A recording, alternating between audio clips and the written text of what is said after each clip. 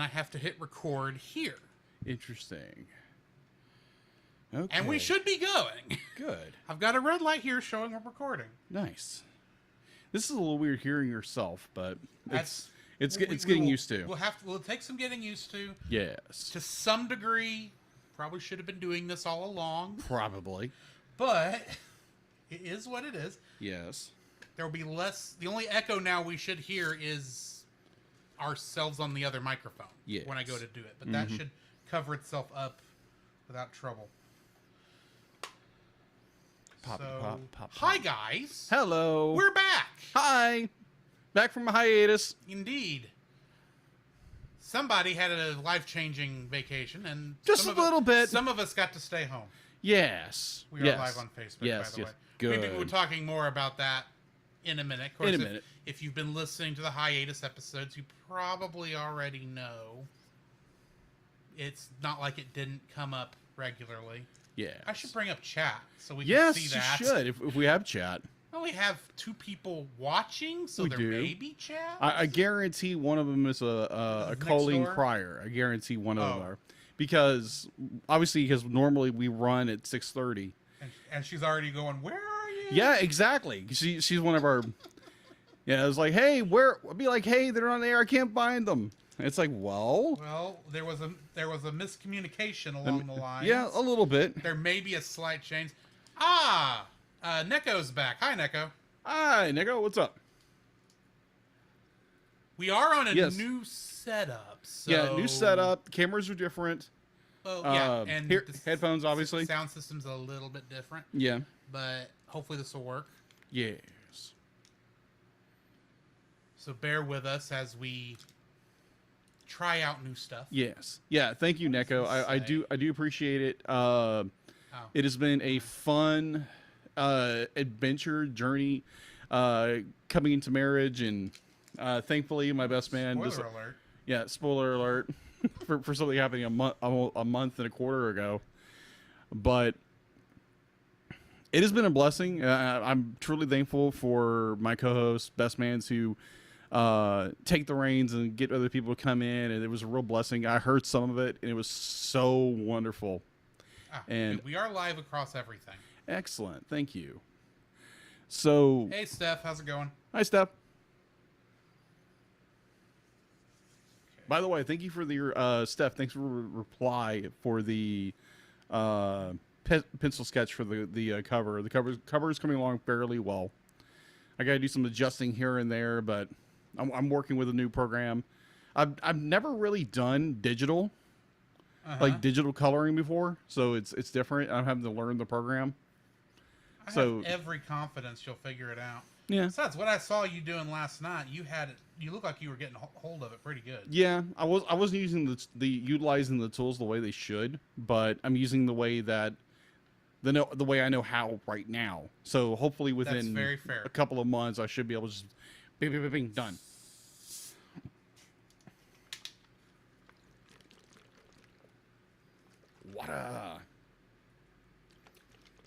And yeah, we are a little bit more sensitive tonight, I think, audio-wise, but we should be okay. Right. Should be fine. Yeah. Should be fine. I'm definitely looking forward to getting back in the saddle of reviewing, because this should be fun. It's definitely different hearing yourself through a set, because obviously we have a new, if you could see the soundboard, we had a former soundboard which was much bigger, and Drew... I took the advantage of the time off to upgrade our setup. Yes. Artsy, that is actually what he's using as Procreate on his iPad. Yes, I'm actually using Procreate. Edwin says, hope everything went well. Congratulations on your wedding. Listen to the coverage of X-Men 97 in bulk and in full on the main feed. This is for the highlights, Kamen Rider reference. Okay, cool. Nice. Okay, cool. I haven't even checked the stats to see how well that full 5-hour episode. 5 hours. That's how long it came out to. That is uncanny. Indeed. I couldn't think of any of the other adjectives off the top of my head. But. So the funny, I'm not gonna say it's funny. It was really cool. So Drew had cut together a a montage of the people who graciously came on to Heron hiatus, and expressed their thanks and general loving thanks for. Oh, we had 23 people download that episode. Nice. So far. Nice. Very cool. Fortunately, though, it does look like I will have to send a emoji to Retro because they have had so far the most download. Nice. That's awesome. 58 right now. Yes. That's cool. That is really, really cool. So Drew sent me an audio just separate of the feed of all the congratulations and what to do and that kind of stuff. It was really, really sweet of everyone, like Roy, obviously. Yes, Roy. Roy Ruiz. Francisco Ruiz. Francisco, I apologize. J Pow PaulJPowers.com. Aaron Lowe, the wonderful oh wow. Nate Marchand. Nate Marchand. Nate. You just said Nate. I know. Dallas and Celeste, Andy and Kirk. Kirk and Andy, Dallas and Celeste. Those were all nice people. Which again, so thank you so much. I don't know if Drew dropped the. I did not. Well, the clips that I edited together for y'all are still in the episodes we recorded them. Yes, they are. I did not drop your response. Oh yeah, that would be like if you could do that at some point would be fantastic because I think it was funny and plus you're fine with me putting it in there. No, it's fine. I did send it that response back to the people, so okay. The certain someone you're thinking about has already heard it. Okay, good. But I'm a frog. Exactly. And it's it worked. You're welcome, Nate. I think he's at Gen Con this week. I saw that. He won't show up in here. But yeah, we're going to get started here in just a second. Yes. Though we are getting a full house already. That is excellent. I will go ahead and say for all of you hanging out here, we currently still have two patron picks. Oh, sticky. If you, I will give you this. If you go in there and sign up for Patreon, no matter what, if you just sign up for Patreon, would appreciate it. Before we get to intermission tonight, I will make sure your name gets read. Nice. 2, if you get to that $10, you get to pick the movie at the end of this month. Nice. And I'd really like you to pick it fast because right now we don't have anything there and we don't want to punt. Really appreciate it. Yes. So it's just $10, folks. Just $10. Well, it'd be like if they do, it's great. It'd be wonderful if they do. If you can't, we understand. We're not trying to guilt trip you into doing anything. Yes. However, if you are thinking about it, now might be the time. Yeah, I mean, and plus, be like Drew said, the advantage of one, you get a shout out during the show, and two, that's the two big ones. You also get the uncut episodes. So the audio you are hearing now, completely uncut. You miss the stream, and you don't want to go and find our VOD because I know that can be a bit of a pain sometimes. You get the uncut audio, exactly what you're hearing right now. Even going farther back than from whenever I hit record to whenever I stop recording. Yes. That might actually go past what you're seeing right now. Especially if we do, say, a certain thing we're talking about doing. Yes. That will also get released to patrons, but we may do it as one big thing too. Who knows? Yeah, and plus, normally I will produce a piece of art every month. I've been a little bit behind with getting married and the whole bit and moving. You did have something get in the way, though. Admittedly, we did finally release your June one during the hiatus. Yes. So because there was a little bit of a. Well, you were busy and didn't have time to work on it in June. Right. No, I didn't. So, like, whoever is on the $5, I hope you guys enjoyed it and let us know what you think because I really enjoy feedback. We always enjoy feedback. Yes, in fact, to show you how much we enjoy feedback, we're actually reading some feedback we got on the show this week. Oh, really? Yes. Excellent. In fact, it was on one of your posts. Oh, yeah, that's right. Specifically on your Facebook feed. Is where I copied it from. That's right. Exactly. So, I think I remember who this was. Indeed. Okay. So Yeah, cool. So, I should be starting art back up. It's just you got to find the inspiration and what do you want to do? Because it was the for those who saw on the Cell Nation Facebook group. I posted the pencil sketch for the cover of this week's episode, and Steph was like, "Thank you, Steph, for replying." And I saw people did see it. But yeah, just wait for the full piece because there again, I'm using Procreate. I've used it before, but it's not gonna be the fun. way he's using Not it the now. way I've never used it in this fashion form. You know, definitely when you have new systems you can work with. But overall, this is gonna be fun, and I can't wait to get started. Yeah, because it's been a month. It's some change ever since we've done this. So It's a month and a week. I think a month and a week. Yeah. Yeah, because the 21st, sorry, the 22nd Yes. was your 1 month anniversary. Yes. And it's been Oh my at least gosh. 10 days since then. So, Yeah, you're not kidding. It's so phenomenal to go from someone who was single for 20 years to be like if you only 20 years. only 20 years. You're at the age of 40 and you've only been single for 20 years. Oh, shush. Congratulations. Shush. Shush. Let's say I got you beat. I got 38 and I'm younger than you. You know what I mean? The roughly 20 years. Be like I know what you you're single and you feel like you are like I know there's people like us that be like had like no prospects and no one. Hi Ashley, how are you? Hello, lovely. Hey, Ashley. He's The- talking you up. Yes. Hello, lovely.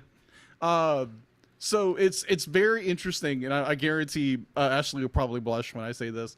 So when you are single, and we've had conversations with others, like I'm not going to name names because I don't know if they want to be shouted out in the pre-podcast. But when it comes to like being single, it can be hard, and like everybody knows. Unless you're one of these like outgoing kind of people. I got a really good friend of ours, Aaron. He recently got into a relationship with a really sweet woman, and I'm praying that it holds up for him because man, Aaron is such a sweet, awesome dude. And the fact to be like it, the idea that be like you're single and you get settled, and you're just like there's no way on earth this is gonna happen. Then God intervenes and says, just wait. And that was the way with me and Ashley. Me and Ashley literally were settled in our lives. And there was because I had no idea I was going to get married. No idea I was going to fall in love. No idea I was going to go start dating.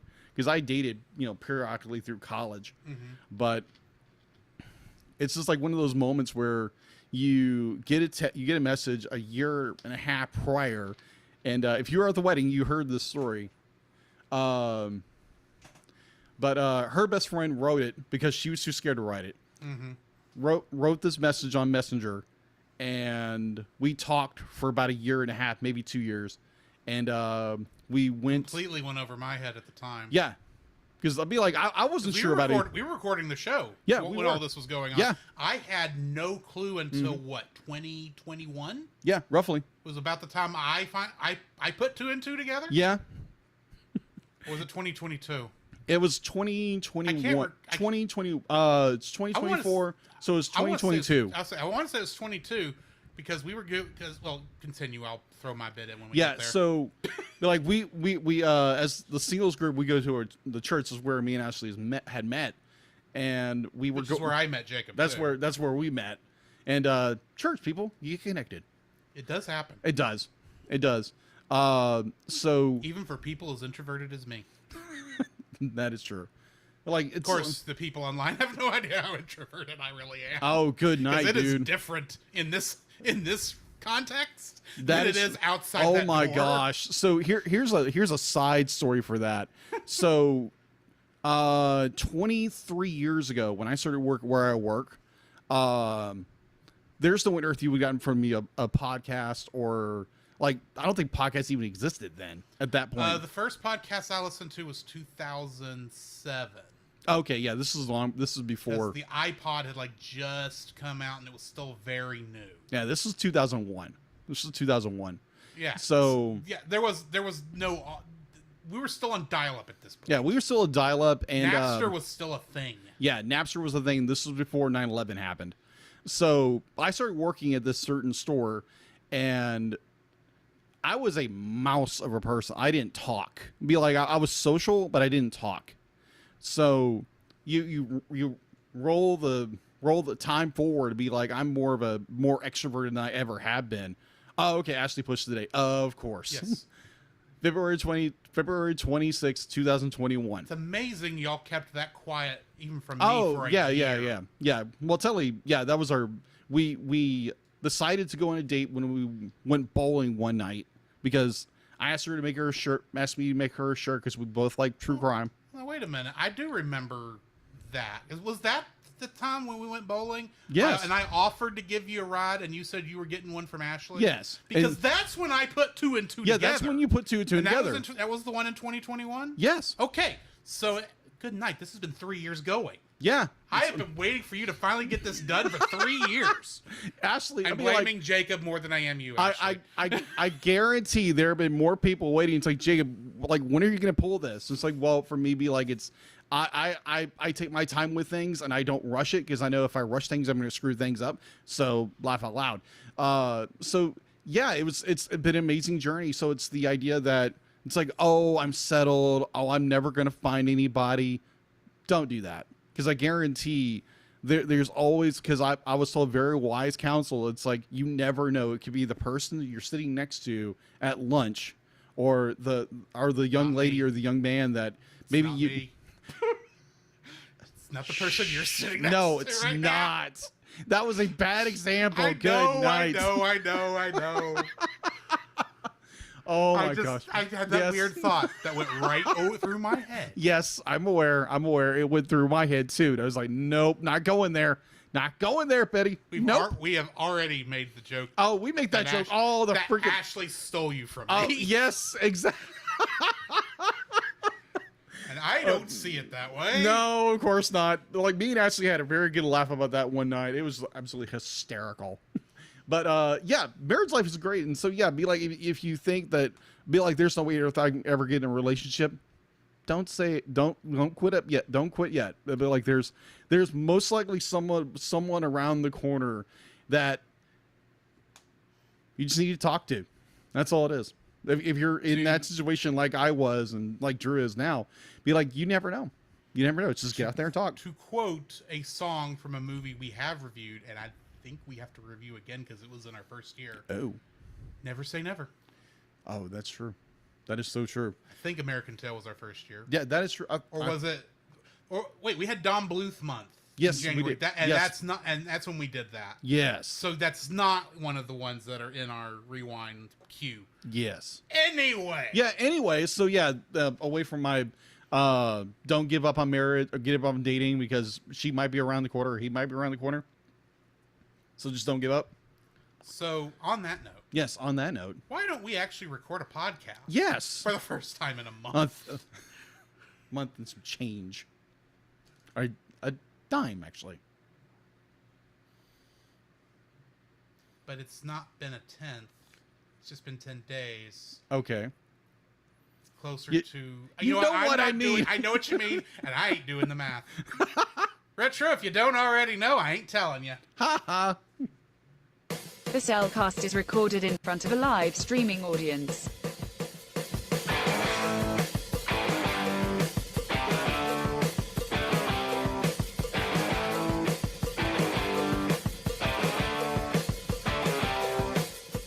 Hello and welcome to another episode of The Cellcast. Joining me today is a man who on his summer vacation did get married, but thankfully didn't get eaten by an alligator. Welcome, Jacob. Praise the Lord. Oh my gosh, that's been the worst honeymoon ever. Ever. Oh my gosh. Oh, me. And why, thank you. Let me introduce our co-host, a man who got the wrong car for the greatest vacation ever, which turned into the road trip from Hades. Welcome, Drew. You know, having ridden in a vehicle with 4 members of your family, 3 members of your family. Oh yeah, sure. Hey. I wasn't gonna say I wasn't gonna make any guess who was who. So I'm fairly certain allegations would get me killed by you. No, it's all good. So, yeah, we're back, folks. Woohoo! It's just been a month and a bit. Month and change. And since we have essentially had our summer vacation, Yes. we thought we'd come back and talk about other people's summer vacations that The Toon kind. technically aren't on the video anymore, called a summer vacation because Warner Brothers. Come on, Warner Brothers. I wanted to yell Zaslav right now. Yes. But this is before Zaslav, Lab. so I don't know Yeah. who to blame. Yeah, it's weird. This is a and weird this history is- about this. It's okay. I do have a name I can scream, even though I'm fairly certain he had nothing to do with this. Spielberg. Anyway, Don't be hating on the master of no, cinema. Come on. I ain't hating on the producer that gave us so many great cartoons from our childhood. That is true. You are not kidding. Oh my gosh. So why don't we go ahead and talk about our spoiler-free review of Tiny Toon Adventures: How I Spent My Summer Vacation. Certified fresh and spoiler free. I'm fairly certain this is my second viewing, but my first viewing was when it came out on television. Back in, what would this be, 93? 93. Good night, has this been a long time? 30 years since I've seen this movie. Exactly. Oh my word. But I remember it to this day. I remembered bits and pieces. Like there are parts where I was watching this almost like I don't remember what this is going, but I remember this moment, and I remember this moment. I go, yeah. This is not from an episode. I didn't know this was from the movie. I thought this was from a random episode of Tiny Toon Adventures. Oh yeah. We'll get into that in a little bit. We'll get to that in a bit. Yeah. But yeah, this is actually a very decent movie in my opinion. Definitely go watch it if you enjoy Looney Tunes Yes. and Tiny Toons. I will say, however, I think I still prefer the Animaniacs over Tiny Toons. Fair. So I will fully admit Wacko's Wish was better. Oh. Because we were reviewed that, right? Oh, yes. Yeah, we reviewed that how long ago? That was at the beginning of season 2. That's right. It was season 2. That was at that strange point in time where we knew COVID was coming, but it wasn't here yet. That is true. We didn't know how bad it was going to be. That is true until the Thanks. world shut down. Thanks, COVID. Yeah, exactly. Thanks, COVID.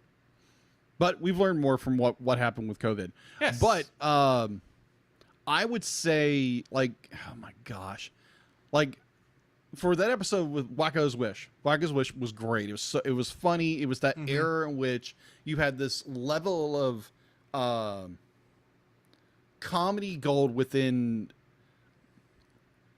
animated TV shows. Yes. That just hit the right note because they knew how to push the envelope when it came to humor, when it came to impersonations, when it came to digging at celebrities or digging at cultural things that was going on at the time. So in a way, it dates this movie in a way. But bear in mind, Wacko's Wish is an evolution of this same team. Yeah, agreed. It is. That came after Animaniacs. That is true. That was at the end of the Steven Spielberg Presents run of cartoons. Agreed. This is near the beginning because they had ideas for this before the show came out. Yeah, agreed. So definitely we're doing we're hitting the before the after, but yeah. Yeah. So for this, I'm in the exact same boat when it came to Drew with this movie. I remember watching it on television, and it's like, because again, you get the two wires crossed. Was it a movie? Was it an episode? Because I'm fairly certain it aired at the same time the show came on. It did. It may have even been cut into episodes. It was. Far as I understand, it was cut into episodes of seasons 3 and 4. I can see that. Yeah. So, my first recollections of this was back when I was a kid, back in 1993, watching this. Periodically, be like, they're gonna be like, when you watch something and it's not a movie, or I think I've watched it as the TV show because you saw it bits like parceled out. Yeah. So I don't recall watching it fully as a film. Maybe I may have watched it as a film. I may have. I'm fairly certain that when I watched it as a film. Yeah. And it may have been like it had come out on video, but they showed it on television first. Yes. And they just cut out. So this was before Kids WB. So this would be Fox Kids. Yes, it would have been. So Fox they would have Kids. probably cleared out the entire Fox Kids block. Yeah. Or at least what? How long was this? Was this 2 hours? It was 78 minutes. 78 minutes. Okay, so about 3 episodes worth. Right, I think so. So I could see them cutting out most of a block and then maybe throwing in an episode of Batman the Animated Series on right after this. Yeah, it was 79 minutes. Yeah. So I'm fairly certain that's how I watched it fully uncut because I remember the beginning of this. I remember how odd a lot of these transitions are. Yeah. But we'll get to that when we get to there. Yeah. So I'd be like, I don't remember if I watched. I think I watched this movie first, and then seeing the parcel clips throughout season 2 and 3. Heck, I may have rented it. But anyway, that Blockbuster. Oh my gosh, yes. Well, we didn't have Blockbuster, but I could have seen me walking down to Movie Palace and picking it up. Yeah. Oh my gosh, back in the days when you can go back and go to a movie store and rent movies for like a week for like $1.50. Millennials are the last generation to have any understanding of what going to the movie rental store means. Yes, I agree. No offense to the Zennials or the Alpha or Generation Alpha or any of y'all, but there was a difference. Yes, there was. Between that and just going to Redbox is probably the closest thing we have now to what that experience was. Yes. Because Netflix is definitely not it, or any of these streaming services. Agreed. It's like, you can find like most things on streaming, but if you wanted something like very obscure or something like that, go into like your local Blockbuster or Hollywood Video and just perusing the aisles, you will find the weirdest stuff. And expose you to the weirdest things or weirdest anime coming out of the 80s and 90s. And Blockbuster had that. Oh yeah, Blockbuster had that. That's what I loved. It was like go down there and look for something weird. I'm like, oh my gosh, I love this art because I'm an art guy.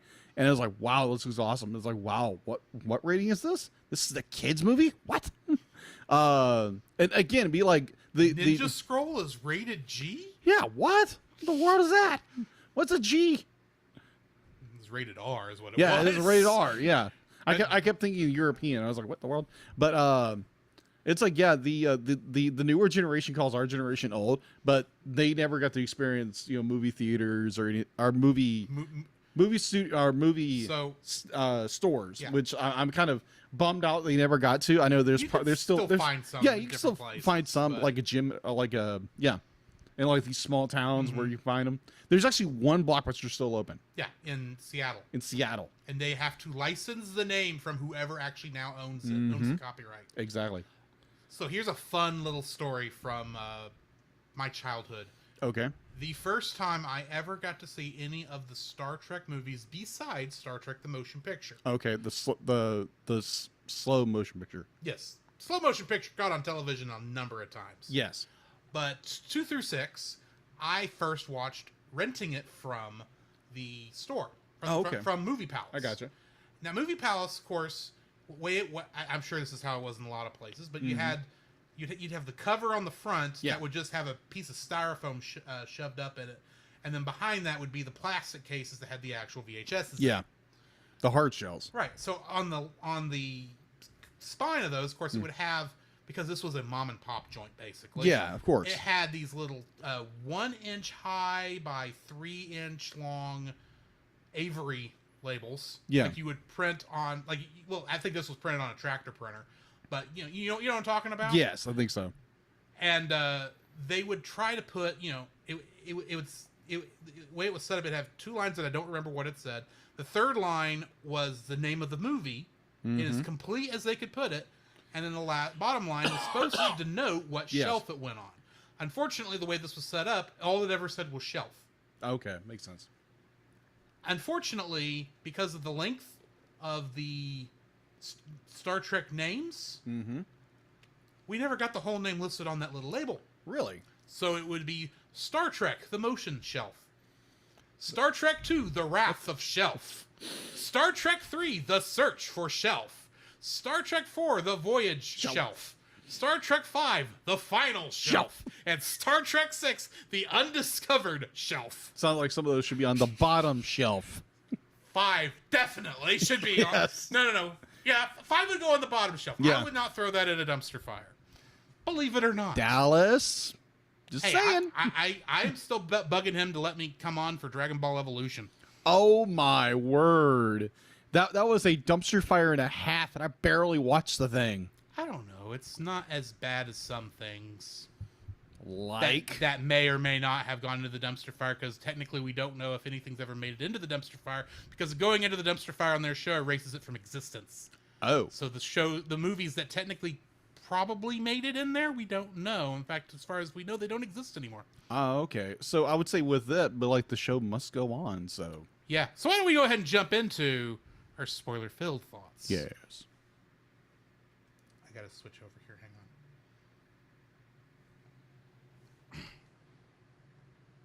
The following is a spoiler-filled review for Tiny Toons. How I spent my vacation. Listener discretion is advised. So if you've not seen this movie, turn us off right now. Okay. Best I Bravo. can do. That'll work. Tiny Toon Adventures, or How I Spent My Vacation. We'll get on to where the summer went in a minute. It was directed by Rich Aarons, Ken Boyer, Ken Butterworth, Barry Caldwell, Alfred Gimeno, Art Leonardi, and Byron Vaughns. And no, I'm not telling you what else they did, because we'd be here all day Okay with then. this many directors. Oh yeah. That time period. Oh, Oh, good yes. night. They directed a lot. Written by Sherry Stoner, Tom Ruger, Nicholas Hallander, and Paul Dini. Wait a minute. Paul Dini wrote this? Paul Dini wrote some of these episodes. some of this. Whoa. Okay, that's awesome. That's why So- I saved him for last. Oh, of course. Paul Dini wrote everything that was so good in the 90s. Everything that was, well, and a lot of, he worked for Warner Brothers, basically. Yeah, he worked so for Warner Bros. And just like that's he why wrote. he's on like a lot of stuff, because Warner Brothers was really big when we were kids. Oh yeah. Getting into the cast, we got Yes. Charlie Adler playing both Buster Bunny and the Usher. You know, he said and Usher. And Usher. And you have to be really careful, because Usher is a real person. Yes, he is a But real. he's real not. form. There was no cameo of Usher in this movie. Yeah, he's not skating into the scene. Right. But would you believe that he once played Starscream in Michael Bay's Transformers? Oh, I do remember something about that. Yeah. We've got Tress MacNeille voicing Babs Bunny, Big Boo, Babs's mother, Mrs. Duff, Roseanne Barr, Barbara Walters, the chef, and additional voices. Really? Yes. But she is most well known for voicing Princess Angelina, Contessa Louisa, Francesca the Banana Fanafobesca the Third, but you can call her Dot Warner in Animaniacs. I have to give the whole name. I thought I recognized her voice, and I was like, wait, why is this voice so familiar? Because there again, I remember her. Tress MacNeille is one of the most overworked female voice actors from the 90s. I agree. Again, I primarily associate her voice with Babs Bunny. Yeah. And Well, like and I primarily hear, think I of hear her as- Dot, and it's like, okay, I primarily there's a think of- correlation. I primarily think of her as Dot, because Of course. I was much more interested in Animaniacs. That is true. But she also is in like a lot of Simpsons stuff too. That is true. And a lot of she's like everywhere back Exactly. at this time. Joe Lasky was the voice of Plucky Duck, Uh-huh. Tupelo Toad, Johnny Carson, David Letterman, Elmer Fudd, and additional voices. And in Spider-Man 2, yes, the Tobey Maguire Spider-Man 2, he played Dr. Kurt Connors. Really? I forgot Kurt Connors was in that movie. Wow. Yeah. Yeah, he's a professor that knows Otto and gets him the interview. Don Messick was the voice of Hampton J. Pig and a radio announcer, but he's most well known for being the original voice of none other than Scooby-Doo in Scooby-Doo, Where Are You? Yeah. That is true. Jonathan Winters was the voice of Wade Pig and Superman. Okay. And while this was the first thing I think we've watched that he's actually been in for the Cellcast, but not overall, because we did review a movie that he was in for Retro Rewind podcast. Oh. A certain Thief and the Cobbler. Oh, good. Because he was the voice of the thief. Oh, okay. In the Miramax version. In the Miramax version we watched. Oh, okay. Because that's the only one where the thief actually talked. Or had an internal monologue, I should say. Oh, okay. Yeah. It's like, that was a fun episode we did with Retro. Thank you guys for letting us come over with that. Go find that episode. It's a good one. And so we might have to do that again. Let Retro come over. Maybe. Must we do that movie again? We gotta have it at some point. Yes, we're do. doing something later on this year from the same director. Yes. Well, technically, we did something of his before, and that was Who Framed Roger Rabbit. That's true. Yeah, He did work on that also. He directed the animation. Yeah. Edie McClurg was the voice of Winnie Pig. And have you seen Ferris Bueller's Day Off? No, but it's on my list. Have you seen Planes, Trains, and Automobiles? Yes, we reviewed it. We did? Yes. I don't remember reviewing Planes, Trains, and Automobiles. You were at it. Wait. Was that on Movie of the Week podcast? I think it was Movie of the Week. That's why I don't remember it. It was a while back. Okay. Do you remember the lady at the car rental desk? Oh, yeah. That he blesses out. Yeah. That's her. Okay. Okay, but gotcha. she's also Grace, the secretary in Ferris Bueller's Day Off. Oh, okay. Interesting. Our good friend, or the man we wish was our good friend since we've never actually talked to him, Frank Welker. Yes. He played Uncle Stinky Pig. Oh, that makes sense. Byron Bassett, Furball, Little Beeper, Go-Go Dodo, Vinny, and Mr. Duff, and additional voices. And I always try to find something we've not covered that he's done. Yeah, because it's Frank Welker. So, it's Frank Welker. He's done a lot of things. Yes. In the Guardians of the Galaxy television show on Disney XD. Okay. He was the voice of the All-Father Odin. Really? Yeah. Oh, that's interesting. Cree Summer was the voice of Elmira Duff. Did you say Cree Summer? Cree Summer. Cree Summer. She's another one of these voice actresses that was in a lot of stuff. Oh, okay. But this is one of her earlier roles. She was Elmira Duff, Mary Melody, and Oprah Winfrey. Fair. And she played Princess Kida in Atlantis: The Lost Empire. Oh, okay. Now I can hear it. Okay. That makes sense. Sorrel Book played Big Daddy Boo, the Papa Gator. Oh, Papa Gator. The ones with Boo are the Gators. I thought so. And in The Dukes of Hazzard, yes, that Dukes of Hazzard, the original television show, yes, he was Boss Hogg. Really? Yeah. You can hear it now. Yes, I can. Get them Duke boys. Rob Paulson. Of course. Was the voice of Foulmouth. Johnny Pugh. Banjo the Woodpile Possum. Yes. Horatio. Mr. Hitcher. Yes, they called him Mr. Hitcher. Mr. Hitcher. Not Jason. Oh, they could have called him Jason. But we call him Mr. Hitcher. Oh my gosh. I want to draw that character because that was a fun design. The manager, a parking attendant, or the parking attendant. Yes. And additional voices. It's Rob Paulson, of course. It is everything. And because, of course, he is Rob Paulson, you know him as Yakko Warner and Pinky in Animaniacs. Or Rob Paulson as Raphael and Donatello. That too. But continuing on our Animaniacs train here. Yeah. Maurice LaMarche. Maurice LaMarche. I've heard that name before. Was the voice of Dizzy Devil, Ed McMahon, Arsenio Hall, and the theater voice. However, we know him as the Brain in Animaniacs. Okay. But also in the video game Batman Arkham City. Okay. He played Mr. Freeze. Oh, okay. That's interesting. Gail Mathias, or Matthias, I'm not entirely sure how to pronounce it, played Shirley the Loon and Sissy Boo, Okay. The Gators. one of the Gators. And in Spider-Man, the animated series from 1997, Okay. you have to be specific. Yes, you have Because to. that's different than the one we actually watched as kids. Well, I say that. It's not the one that was in league with X-Men.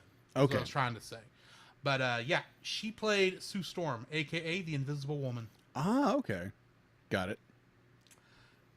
Kath Soshi played Fifi LaFume, Little Boo, Little Sneezer, and quite possibly my favorite name in all of kids media, Bimbette Skunk.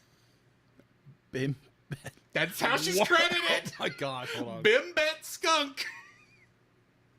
Oh my gosh. It's funny. I know who we're talking about. Bim Bam Skunk. Bimbette, as in Bimbette. as Okay, not, Bimbette. not bimbo, but Bimbette. Bimbette. Oh, the wordplay you could do in the 90s and get away with it. Oh yeah. Well, they never said the character's name, so what did it matter? That is true. However, in a movie we have already reviewed involving Looney Tunes, Space Jam, Ah. she was the voice of none other than Lola Bunny. Hello, nurse. As a kid, oh my gosh. Yeah. Yes. Kingdom Hearts connections. Of course. How many do we have? Oh, probably a metric ton of them. Let me help you. I'll help you this one bit. Okay. You say it's a metric ton? Yeah. I listed every single voice actor who was in this. Yes. There was no one, well, with the exception of one archival voice, and they're not included in this. Okay. So, it's not a metric ton. It's literally it's like a number, it's between 1, 2, 3, 4, 5, 6, 7, 8, 9, 10, 11, 12, 13. You got it's out of 13, how many were in Kingdom Hearts? I would probably give a good round number of 12. No. 10. Lower. 7. Lower. Audience, help me out. Neko has it. At Neko, 5. Wow, okay. Rob Paulson's probably in one of those. Is he? Yes, he is. Okay. And, oh gosh. Megatron himself? Yes. Frank Walker? Frank Walker is. Okay. So Frank Walker is Experiment 221 Sparky. Okay. So he was actually a Stitch experiment. Yes. Rob Paulson was Jacques and the Grand Duke from Cinderella. Okay. We still need to review that film. Yes, we do. Also, because Smash Brothers is a Kingdom Hearts game, Yes. he was Gray Fox from that game. Gray Fox. Who's Gray Fox? Gray Fox is one of the characters originally from Metal Gear Solid. Oh, okay. So it's, I don't remember if it's a boss or if it's just someone who talks to Snake on the communicator, but that's how he got in there. Yes. Tress MacNeille, Okay, of course. she plays in Kingdom Hearts Chip, the Queen of Hearts, Daisy Duck, Merryweather, and Kanga. Okay. And then you got Kath Soshi Okay. playing Sally, Okay. Shock, and Sora's mother in her one line in the entire franchise. Wow. Never got to see her little boy ever again. That is crazy. Cause Actually, Kingdom Hearts 2, he does go home, but we never hear her talk again. Oh, so okay. Gotcha. It's still one of those weird points. Interesting. And then Maurice LaMarche, who in one of the games was Medium Beagle Boy. Medium Beagle Boy. Mm-hmm. Because there were 3 Beagle Boys in the game. Yeah. Large Beagle Boy, Small Beagle Boy, and Medium Beagle Boy. Woo! Is it a DuckTales reference? It's not a DuckTales reference because the What? Beagle Boy... let me explain. Yeah, hold on. Do you remember when we reviewed the film Mickey, Donald, and Goofy, the Three Musketeers? Yes. Okay, the Beagle Boys were the villains of that. Oh, that's that were right. Working for Pete. That's right. Now, those Beagle Boys, Okay, and that the Beagle version of the Boys, Beagles. and the Beagle Boys from the original DuckTales, and of course the new DuckTales, Yes. are all based on the characters from the original Donald Duck comic books. That's right. Created by I cannot think of that guy's name. I'm as bad as Disney for erasing his name, trying to make it look like Walt Disney was still writing all those things when he wasn't. Right. I cannot think of the guy's name. Yeah. Except he's the entire reason popular culture is the way it is. I listened to a YouTube video earlier this week about this guy because if it weren't for him, The Simpsons wouldn't be like it is. Anime wouldn't be as big as it is because the godfather of anime didn't start making comics until he read the Donald Duck comics. Oh, I heard about that. And it's all written by this one guy. And then, of course, that led to DuckTales, which is why the Beagle Boys make that transition. And it just so happens they use those the Beagle Boys for that one movie. Yeah, because most likely they're easy goons to bring to use. Yeah, because most likely, probably in the middle of the episode, I probably guarantee it's probably Drew will remember this guy's name, and he'll be like, blah. It's like, oh, that's the guy you're talking about. It's like Carl Barks. Carl Barks. Thank you, Neko. Thank you, Neko. Rock on. Carl Good Barks. job, Rock. Thank you. Good job, Neko. But yeah, he's the one who created the Beagle Boys. Oh, okay. Awesome. That's really and cool. like half of the DuckTales cast Woo. before DuckTales was a thing. Yes. But that brings me to the end of cast lists and such. What do we got in info and stuff? All right, so info and stuff. You're able to watch this film on Amazon Prime for $3.59. I was not expecting to pay that much to rent Yes. this because this is not a high definition transfer. No, it's not. It's standard definition. It is standard definition, and it is straight from whatever VHS master they took it from. Yes. So It is interlaced. So here's a little backstory behind that. So we use my wife's Amazon Video account. And I use mine. Yes, of course. Not my wife's, my account. Wait, you're married? What? When did this happen? News to me. Yeah. Wait a minute. No, I'm using Like, where is my Amazon account. Okay. Yes. So we're sitting there watching together, and it's okay. Be like, here it is. She looks at the buy, and it's like 8 something. She's like, what? No. It's like, wait a minute, we're rating this. Hold on. She's like, oh, okay, that's okay. That's okay. But it's hard to look. $8 to rent? No. $4 to rent for a standard definition is still ridiculous because I have rented high definition movies that look far better than this for that amount, and usually the standard definition is like $2. Yes, agreed. So yeah, that was more that sticker shock. He's like, whoa. Warner Brothers, you need to get your stick out of your bum. Yeah, agreed. And a lot of other things too. So, going back into it, IMDb, it is a 7.9 out of 10. Rotten Tomatoes, its audience score is 89%. Production was Warner Bros. Animation, along with Amblin Entertainment. Distributed with animation by TMS, Tokyo Movie Shin. That's right, it was. Shisa. Yeah, that's right. This is why we just say TMS. Yeah, TMS. Because I can't spell by TMS. Because I remember seeing that, and I didn't find it in the information. I was like, yeah, it's TMS. Yeah, TMS. They did a lot of Animaniacs episodes, a lot of Batman animated series. Yes. A lot of a certain show about that also features anthropomorphic animals that, as children that you absolutely hated and forced you never to watch the Muppets until I forced you to watch the Muppets. Muppet Babies. Muppet Babies. I knew exactly what you were talking about. The name just went blank. Yeah. But and, that theme song gets my head. In terms of movies we've actually reviewed for that TMS made, Lupin the Third, The Castle of Cagliostro. Yes. That was a fun movie. Go back and listen to that episode we did. Yes. That was fun. So getting back into it, distributed by Warner Home Video. Runtime was 79 minutes in its original uncut version that was aired on television back in March 11, 2000. No, this is 1990s, people. This is the late 20th century. Yes, for our younger listeners, yes, we are old. Hey, I said it'd been 30 years since I've seen this film. Yes, And 1992. And I ain't whistling Dixie. For our youngest viewers, that just means I'm not making it up. Because no one was whistling Dixie when we were kids. No, and right now you say anything about Dixie, you're getting canceled. So yeah, he's not slinging it. As far as I understand, I work around a lot younger people, so I start to understand the lingo a little bit better. So, I have an aged vocabulary. Fair. I have a plethora of antiquated verbosity of vocabulary. I didn't quite use those words correctly. No, but let's move on. Moving on. You're welcome, people. All right, so it had no box office. It never reached the box office, but it had a budget. Well, yeah, it never reached the box office. It didn't have a theatrical showing. Where? It was. Well, I'll get to that. Okay. That's the trivia. Okay. Apparently, I missed that part. And I was like, where in the world did I get a theatrical? I'm going to have to... You missed that part in the end credits of the film. Oh, of course. It was late by the time I finished this. I was like, I'm going to bed. But it had a budget of $350,000. So, home release.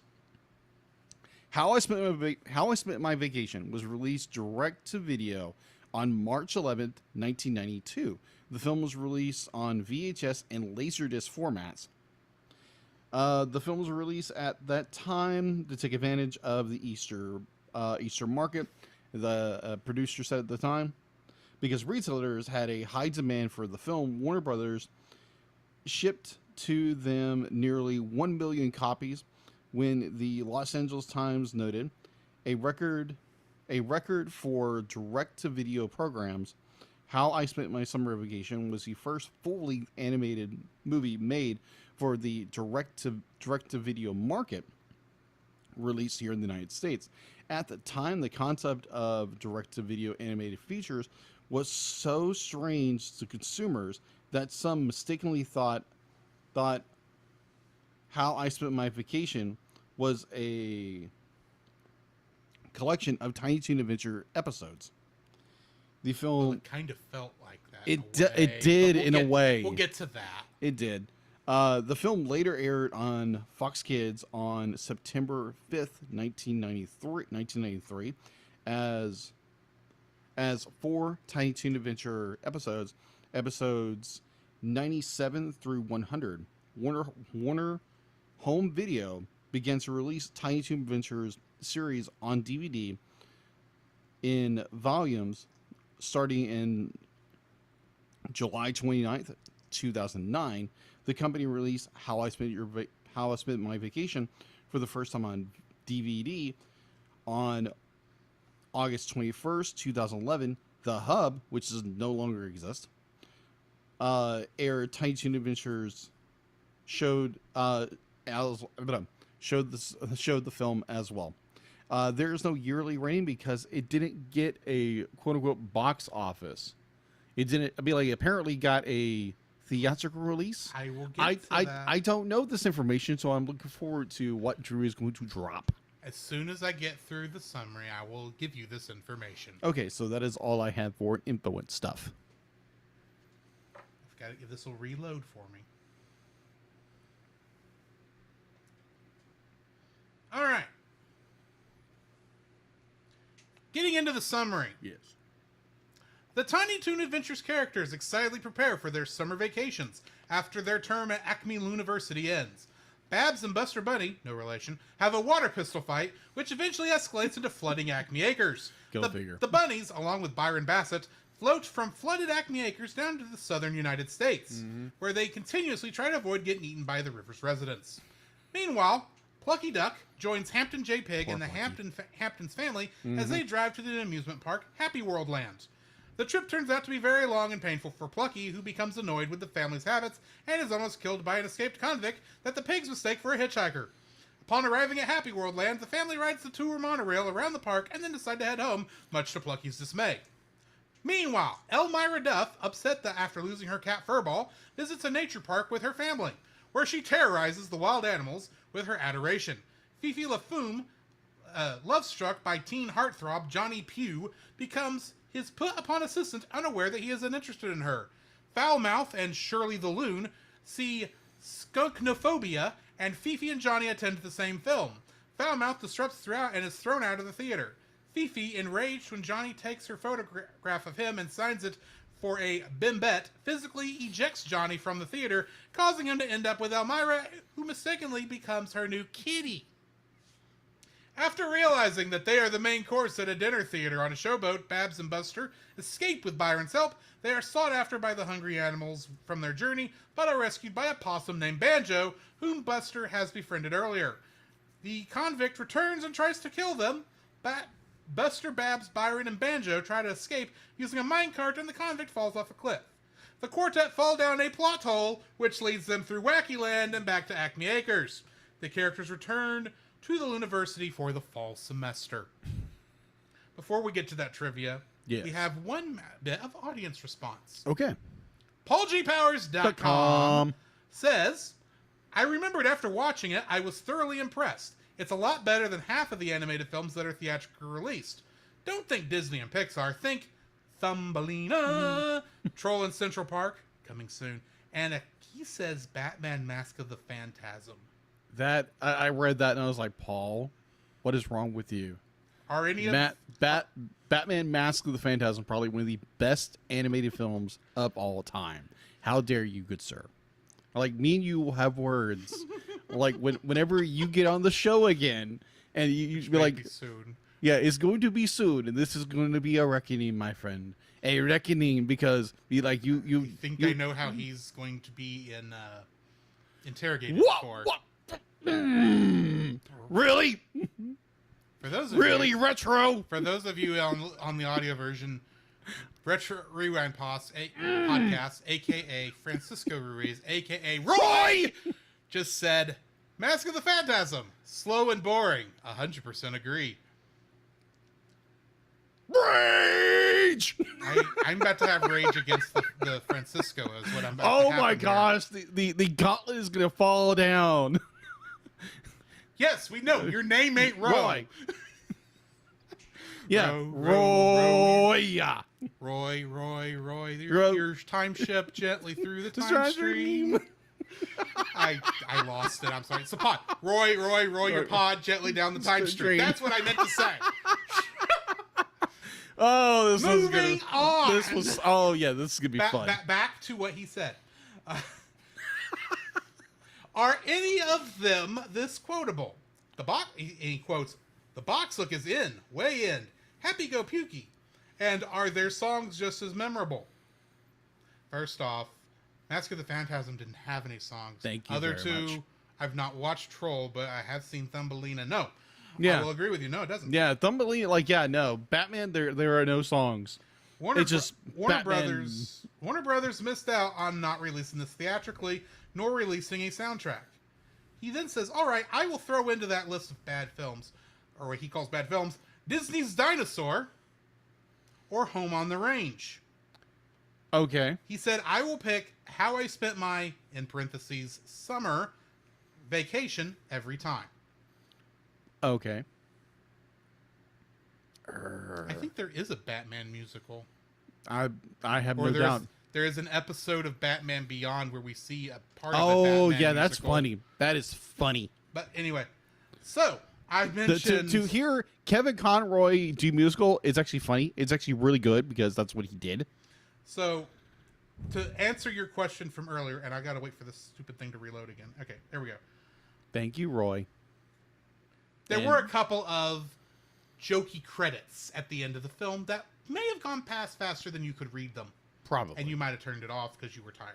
Yes. So, in order. Reason this movie went straight to home? Because it's so darned good. Original running time, 8 hours, 47 minutes. Hey, what about that Urkel kid? Is he funny or what? As long as we're talking Family Matters and not Urkel Saves Christmas. Yeah, exactly. Go listen Warner to Brothers. Yeah, thanks, Warner. It's like... Here is the answer to your question. Okay. First theatrical screening, June 8th, 1991, Old Orchard Theater, Skokie, Illinois. Skokie, Illinois. Last theatrical screening, same as above. Okay, then.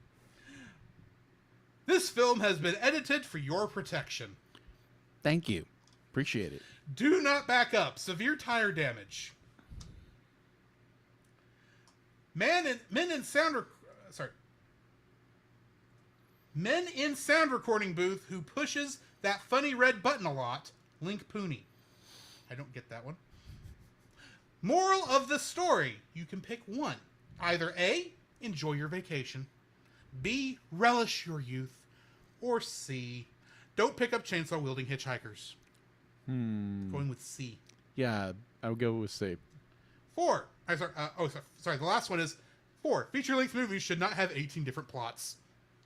Yes, agreed. Oh my word! But like, if they were to utilize all the characters from Tiny Toon Adventures, this would be like an 8-hour movie. Considering they did leave out 2. Yeah, they did. Oh, one had a cameo, but Yeah. anyway. He literally had a cameo. Additional Viking dialogue by Jerry Van Dyke. Say what? That's one of the jokey credits. Oh, okay. Additional Viking dialogue, Jerry Van Dyke. Oh, You know, Dick Van Dyke's brother. bump, bump, bump. These end credits are interminable. Top 4 reasons a character of David Letterman is in this video. A. We admire his comedy stylings. B. We wanted to use Merv Griffin, but he threatened to sue. 3. We needed some filler.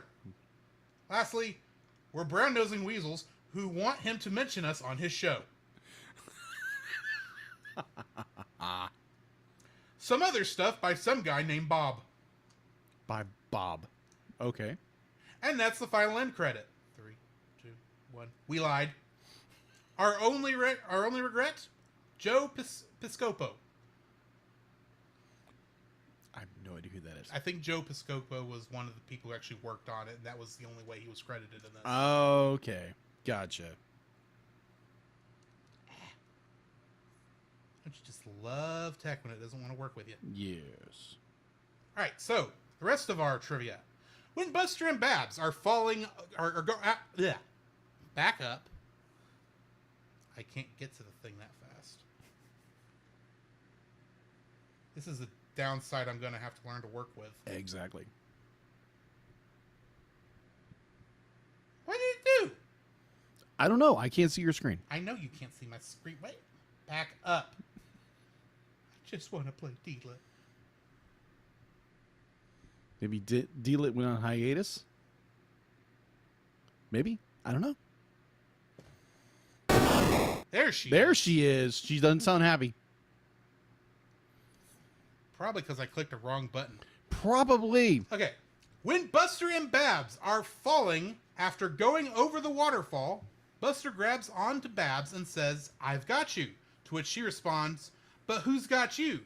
These are the same lines spoken respectively by Christopher Reeve and Margot Kidder from the film Superman 1978, Exactly. when Lois Lane falls from the top of the Daily Planet building and is caught by Superman in midair. At this moment in the film, Superman flies up to catch Buster and Babs, responding to her question with, "I do, kids." Then they go send him off to do something else. And then proceeds to drop them again. Yes. This film marks the very first time that the Roadrunner got run over. Oh, you're right. I don't know if he's gotten run over since then, my but gosh. I was like, like- what? it's like, that's supposed to be Wile E. Coyote, right? Yeah, not Roadrunner.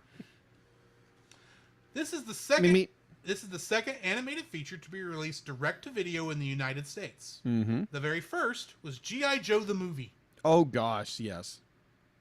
The title of this film was originally How I Spent My Summer Vacation, but Warner Brothers shortened it so it would fit on the video cover. When Babs goes over the waterfall, she lands in a pool and goes underwater to find a group of fish, crustaceans, and a mermaid, playing instruments and singing a tune seemingly called Beneath the Ocean, an obvious parody of the famous song Under the Sea from The Little Mermaid. Uh-huh. Babs immediately utters, "Oops, wrong cartoon." I love that. That running gag the entire time. And that's the end of my trivia. Wow. What is your first like for this film, Jacob? My first oh my gosh. I did not expect this of this film. This movie literally made me laugh out loud. I was watching the film. My lovely wife had walked out of the room. She had to go do something. And I start cackling. Like laughing my head off, 3 veins the entire bit. I am busting a gut. Because I think it was something that Buster said or Babs said or something like that. It was so absolutely hysterical to me. It was when he called her Barbara Ann Bunny, wasn't it? Maybe. I don't know. I'm just making a guess. No, but it was like obviously our audience have seen me. I will bust out laughing for the stupidest thing. It could be like the most awkward joke in the planet, but I'm laughing my head off. And like I give this movie props for just making me laugh so hard at points. And my wife comes in and you're like, "Are you okay?" It's like just gives me that look. It's like, is everything all right? Be like, do I need to do something? And no, I'm just laughing at a movie that I watched back in '93 as a kid, and the again, the writing in this movie, in this direct-to-video television movie, is solid gold comedy. Where be like, you can say something and just be like, either you can say something that hits the adults right here in the forehead, and the kids, it goes right into the gut. Because it'd be like you're pinpointing two different things of a level of a comedy, because you're going for like little kid comedy. Like as a kid, I got that joke, but as an adult, I'm getting this joke, and it's funny as all out. Because they're gonna be like, you don't get comedy like this anymore. No. Be like it's half political, it's half satire, it's half like we're going to make fun of celebrities, we're going to make fun of what's going on in the nation right now, and it's just absolutely, because nowadays, like, good night, be like, you talk about anything, people are like, oh my gosh. They're like, oh my gosh, you said something about that. I was listening to a podcast, the Mic'd Up podcast with Mike Miller.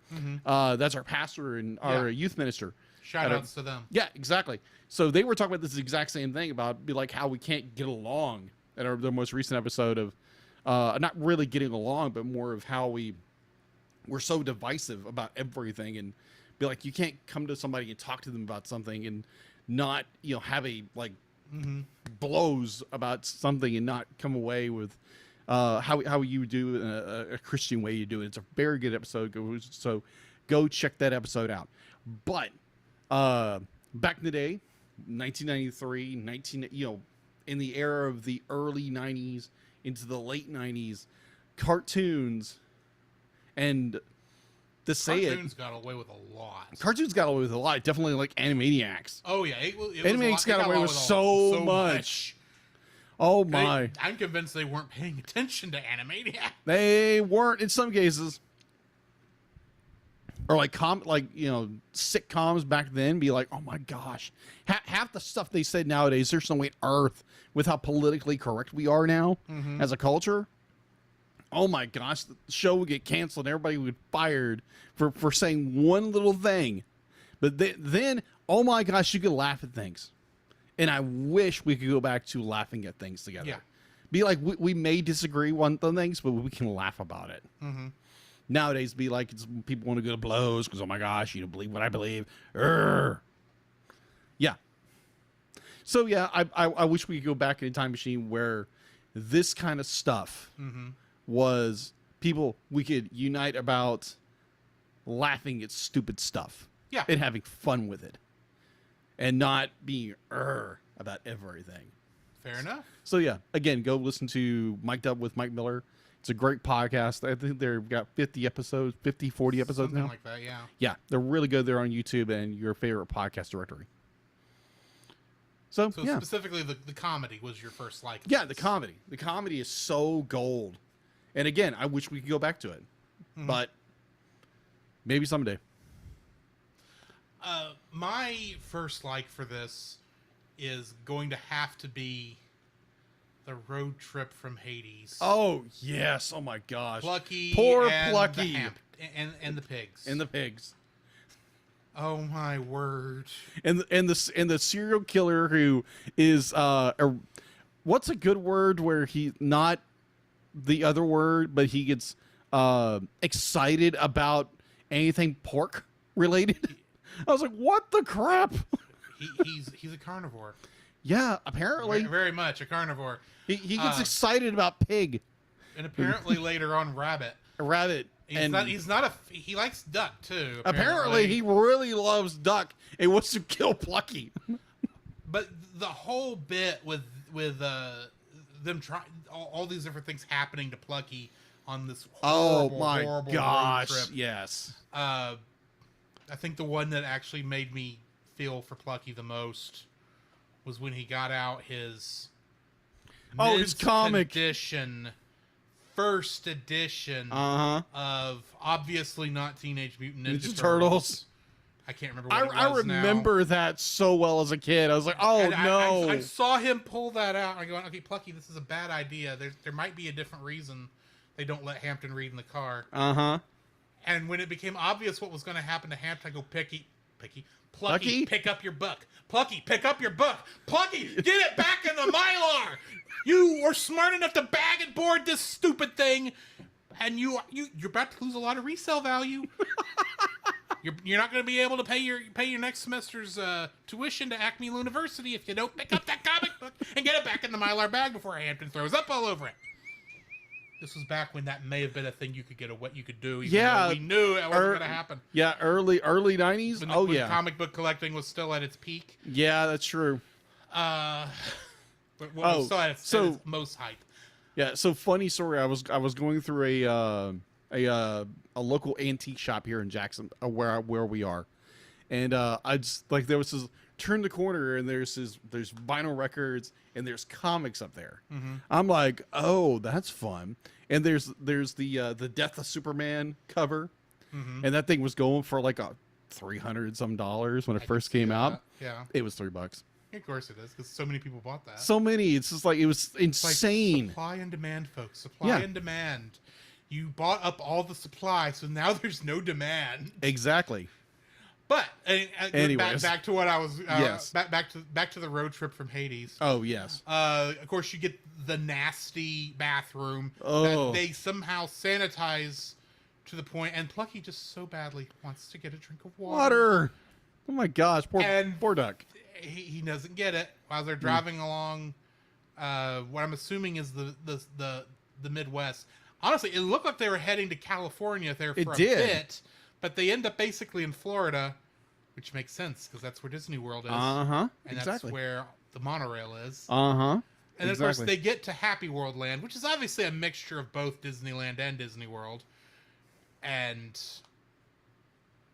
it's also like not like any actual amusement park that Disney owns, because there was no mouse, there was no soft kiddie rides. These were all kill you rides. Yes. These rides that they showed off look like things that would have been designed by me back in Roller Coaster Tycoon 2, where you're not trying to actually win the game, you're trying to see how much of a psychopath you can be without actually killing anybody by having deadly roller coasters. Wow. I am not the only person who did this. Oh, I'm not surprised. Oh my gosh, what can I make up to destroy something? I'm one of the weirdo kids. You think? Who, when I first played The Sims and realized that you could trap Sims in the pool, killed so many Sims by trapping them in the pool. Do we need intervention? This is like normal. Are we sure? This is that normal stuff. It's like, oh, it's online. Who cares? These aren't real people. These aren't real things. They do not deserve your empathy. Oh, wow. It's not like I was designing them after people I knew. That's good. In most cases, I was just hitting random and having, or just getting one of the random, pre-made Sims that were coming over to visit my Sims house and going, hey, why don't you come over here to the pool? Oh my gosh.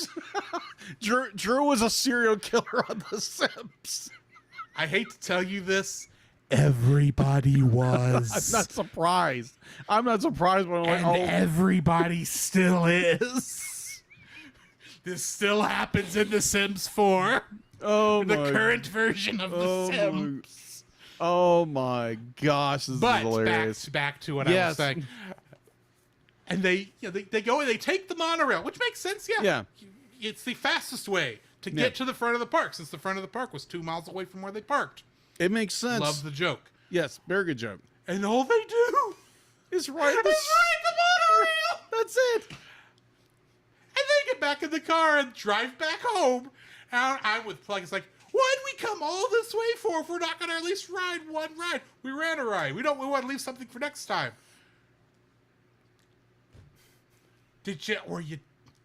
Wade, were you too cheap to actually get a hotel room? I mean, we saw the rest of your cheapness in this. Yeah. You only know one song. That is Pop true. Goes the weasel. Or you pack your own lunch, or you pack your own meals, which is understandable in some cases. But you stop at a place. You didn't pack for an extra person. It's a mayonnaise mayonnaise sandwich. A mayonnaise- No, it's an egg white sandwich with mayonnaise on white bread with the crust cut off. Ugh. Yeah. Exactly. And you don't even let Plucky eat anything. That's no wonder the guy's being tortured. Because Yes. he has nothing to drink. While he doesn't eat he's- anything. And while how he's long of a stuck road in trip the- this is. While he's stuck in the back seat next to a man named Uncle Stinky. And then, to top it all off, you pick up a hitchhiker who totally isn't Jason. Yeah, exactly. Legally isn't Jason Voorhees. But he's got the he's got the hockey mask and the and he's got the chainsaw. chainsaw, and apparently he really likes pig, and he likes duck too. And later on, when despite the fact I have no idea how he got to that part of the story, I want rabbits. I seriously want to draw this character. It's such a fun design. Oh, and then Oh. Plucky thinks that he is. First off, you got to remember, Plucky begged to go on this trip. Yes, he was- Because he had no idea what he was getting himself into. So they get home finally at the end of this film, Oh my gosh. and he thinks he's free. He's finally got away from this torture. And he says, "Come on, Plucky, we got to watch the slideshow of our trip." When did you take a slideshow? When did you have time to develop? This is the 90s. This isn't the 2000s where you plop in a hard drive or a flash drive or whatever. So, Oh my word. so there It's Casey are Jones. some. I could be wrong here, but I do believe Polaroid did make a slideshow version. I am not I surprised. could be wrong, but I vaguely remember seeing this. But anyway. Oh my gosh. And besides, it's the joke. It's like Plucky's Oh, home. yeah. He's Oh my free. He can go home, go back to his duck pond, and rest before they have to go back to school the next day. Because it's basically the next day. Mm-hmm. And it's like, no, we got to watch the slideshow until dawn. It's like, I don't want to relive this. But yes, Plucky's torture on the road trip to Hades. Which is ironic because they do pass the bullet train to heck. They do. And the Stairway to Heaven. They didn't play the song, though, probably because they couldn't afford the thing. But either way, what's your second like for this film? My second, it's the exact same thing. It's the journey to Happy Land, Happy World Land. World Land. Happy World Land. Oh my gosh. I remember this as a child, and it's still ingrained in my memory to this day. Because I watched this, I watched that moment, I was like, Plucky, do not get in that car. It is going to be the worst experience of your life. Don't do it, my friend, for your own sanity. But again, like as a child, I'd be like, oh my gosh, you're going to Disney World? Basically. Like, can I come? And you don't realize the mess you're getting into. And oh my gosh, the again, brilliant storytelling. Mm-hmm. Again, there's some plot problems here and there, but overall, be like you have Plucky who is just wants to go to this theme park, and he has no idea what he's getting into. Because again, the 40-year-old I am now goes directly back to when I was probably like about 7 years old, about 7-8 years old. And oh my word, that was like, oh crap, don't do that. It's like you're going to a nightmare fuel, dude. It's not gonna be good. Don't do it. Don't do it, bro. Don't do it, bro. It's gonna be bad. So yeah, be like the journey of the insanity that this poor duck has to go through because he wants to go here. And it's like summer vacation. They get off they get out of school at what? Maybe like, Let's just be nice and say 2 months. maybe, yeah, it was like 2 months. It was like About June. 2 months. Yeah, it was like June. They got off in June, or like early June. They didn't specify No. when it was all happening. No, but it was like 2 months. Because So it starts 10 minutes before 3 o'clock. Yeah, Before they go home Yeah. on the last day of school, and it ends on the first day of school. yeah, agreed. So you have this 3-month journey, and I'll get into that later. Good night, 3 months. 3-month journey. That is crazy. I don't think that it takes No. more than a week. No, it doesn't. To go from the west coast of the United States No. to the east coast of the United States, even if you are being slow about it, the fact that it took them 3 months. Of course, it took Buster and Babs 3 months, and they only got back via plot hole. Exactly. So, but like the journey itself is so funny because they're going to be like, they don't make comedies like this like they used to at all. And the amount of shenanigans that happen is absolutely hysterical. Like when I was a kid, I was like, oh my gosh, poor Plucky has to sit with this very disgusting pig. It's like, that would be the worst. And it gets worse and worse and worse and worse. And I'm like, oh dude, like, and I'll talk about the plot contrivance at the very my dislikes, but still, this was absolutely hysterical. Like when you have a defense for that, but we'll get there when we'll get there when we get there. So you have this moment where they finally get to the destination. They're super excited. That, like you said, they jump on the monorail and see all these amazing rides, and Plucky is just drooling his beak off. It's like, oh my gosh, we're going to spend 2 weeks here. We're going to spend a week. And nope, we're just going to ride the monorail. I guarantee that is the cheapskate beyond belief. It's like, nope. It's like, no, be like, yeah, I didn't buy enough tickets. So we're just going to ride the monorail and come back. It's like, you spent how long in the car and you're going to drive back in the same day? You are such a cheapskate. Yeah. I wouldn't say worst dad ever. That's not a worst dad ever moment, but it's like, dear, Well, I know it's the joke. I know it's the joke, Yeah. but good night, that was torturous. The pigs are not the most normal family. No, of course not. Except I swear I think I know this family. But overall, be like that entire adventure to that particularly lovely, torturous theme park was a very hoot to watch. So yeah, the journey to Happy World Land. Oy, poor Plucky, poor Plucky. My second, Elmira and the Search for Kitty. Oh my gosh. Oh my! This actually. So here's the thing. Most of this movie got a snicker out of me, at least. You know, a smile on my face. Okay. This is the one part that actually got me a laugh. Really? Yeah. That doesn't sound like I don't like this. Right. It's just this comedy does not hit me at the belly full laugh. Got it. Stage. You know what I mean? So, but this is the one that made me go. And it starts, of course, early on when Buster and Babs are having their water fight. Oh, of course. They, she is trying to give Furball swimming lessons. Poor Furball. Gosh, poor Furball. Oh my gosh. Furball somehow escapes, and Elmira is feeling sad about it. And later in the film, I assume to cheer her up, they take her to her favorite place, the drive-through safari. Her parents take her there. Oh my gosh. And she just wants to see a kitty. Oh my gosh. She wants a kitty. She's got to have a kitty.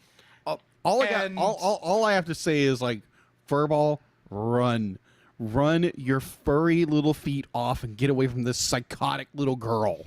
I think Furball eventually ends up in her clutches again. Oh, he does. Because of school. Because they both go to the same school. They both the same school, which is like, wouldn't that be like, you're torturing another classmate? You can't do that. This is cartoon school. The rules are different. Oh, I agree. Torturing each other is just part of the curriculum. And plus, she's on the villain track. Yeah, that is true. She's Elmer Fudd's protege. Yeah, Elmer Fudd. Yeah. Because Duff just and clingy. Fudd are just very, very just clingy. works backwards. Yeah. And Elmira's the feminine version of Elmer. Yes. But anyway. And she's so upset, and she decides that she's going to go get her a kitty. And just as she starts rolling down her window, the overhead announcer that is welcoming hilarious. them to this drive-through safari says, and I'm going to say this so no one sues Warner Brothers. Please do not get out of the car. Jurassic Park, anybody? While she gets out of the car. Of course. And goes and finds a cheetah. Which she skins. She skins after she proved the thing that she was the predator. And little, he tries little apex predators, but nightmare. The cheetah tries to run, but she holds on to his tail, and the whole thing, his whole skin just separates as he runs off. And of course, what does she do? Fur pulls off. Yes, his skin is still there. Yes. Yes. And what does she say? She's like, "Aw, he lost his fur coat or whatever." She says, "Aw, Kitty left me his pajamas." And she puts it on. And then goes to terrorize some lion cubs. Oh my gosh. I think it was lion cubs. Yes, it was lion cubs. It was cubs of some kind. Yeah, they were lion cubs. Kittens. Cubs. Cubs. Cubs. Yeah. Big cats, kids, or cubs. Try saying that 3 times fast. Yeah, you're gonna say big cats, something. kids, or cubs. Anyway. Yes. I don't remember what happens to those cubs, but they are obviously traumatized from life. No, you think? And they escape, and they go complain, I assume to their father, the big... The king of the jungle. There's another cat that she annoys too. I don't remember who it is. It's a but leopard. eventually, they go to... She gets to... Leopard and a tiger. She gets to the king of the jungle himself, who is not Leo the lion, thank the Lord. You're not kidding. But unfortunately, I don't think this guy would have... This guy didn't do any better against Elmira either. Oh gosh, you're not kidding. If this guy couldn't beat Elmira, Leo wouldn't stand a chance. Oh yeah, we don't talk about Leo. Leo would have died. Hey Elmira, I know a lion who would love to hang out with you. Exactly. Go torture him. Go torture Leo. Leave everyone else alone. Yes, please. But go over to that bad movie.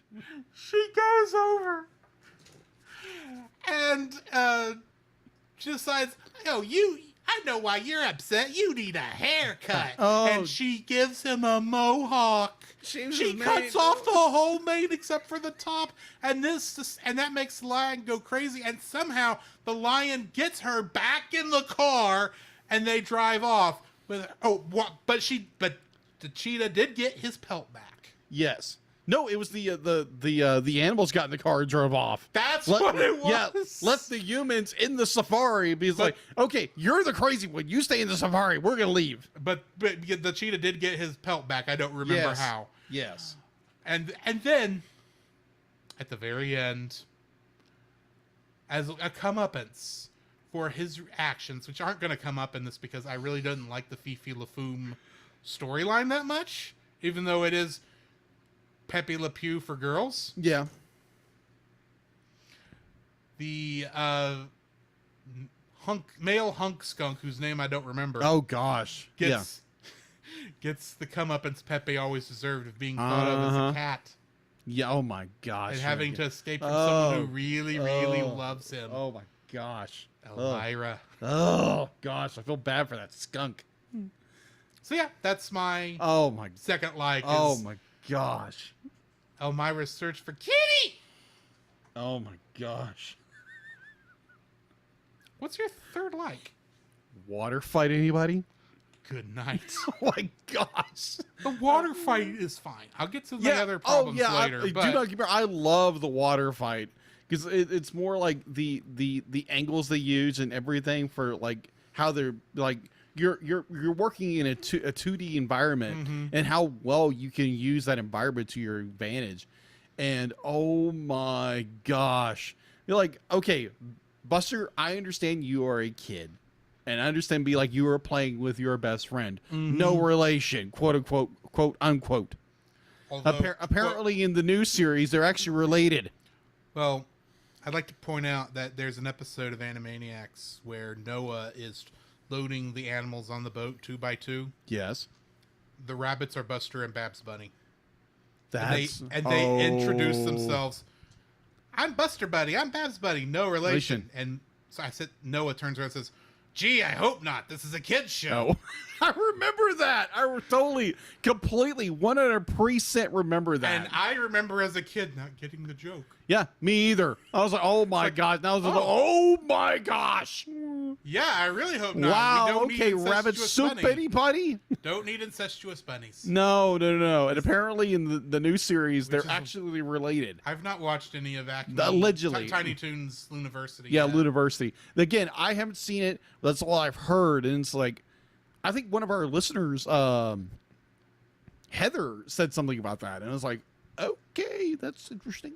But, Yeah, I thought it was very interesting because you have Babs, our Buster, who is like, obviously these two have the hots for each other, so they're just, or it's more they don't know how to express it because they're kids, and it's just the funniest thing in the world because it's like, okay, Buster's gonna hit her with a water gun, and it's just like she's running around, has to go to the den and get her water gun, and just the antics and the whole bit, and it goes overboard, and then the escalation grows. Climaxes into a tidal wave, and another tidal wave wipes out the city, and they go floating. Except it doesn't.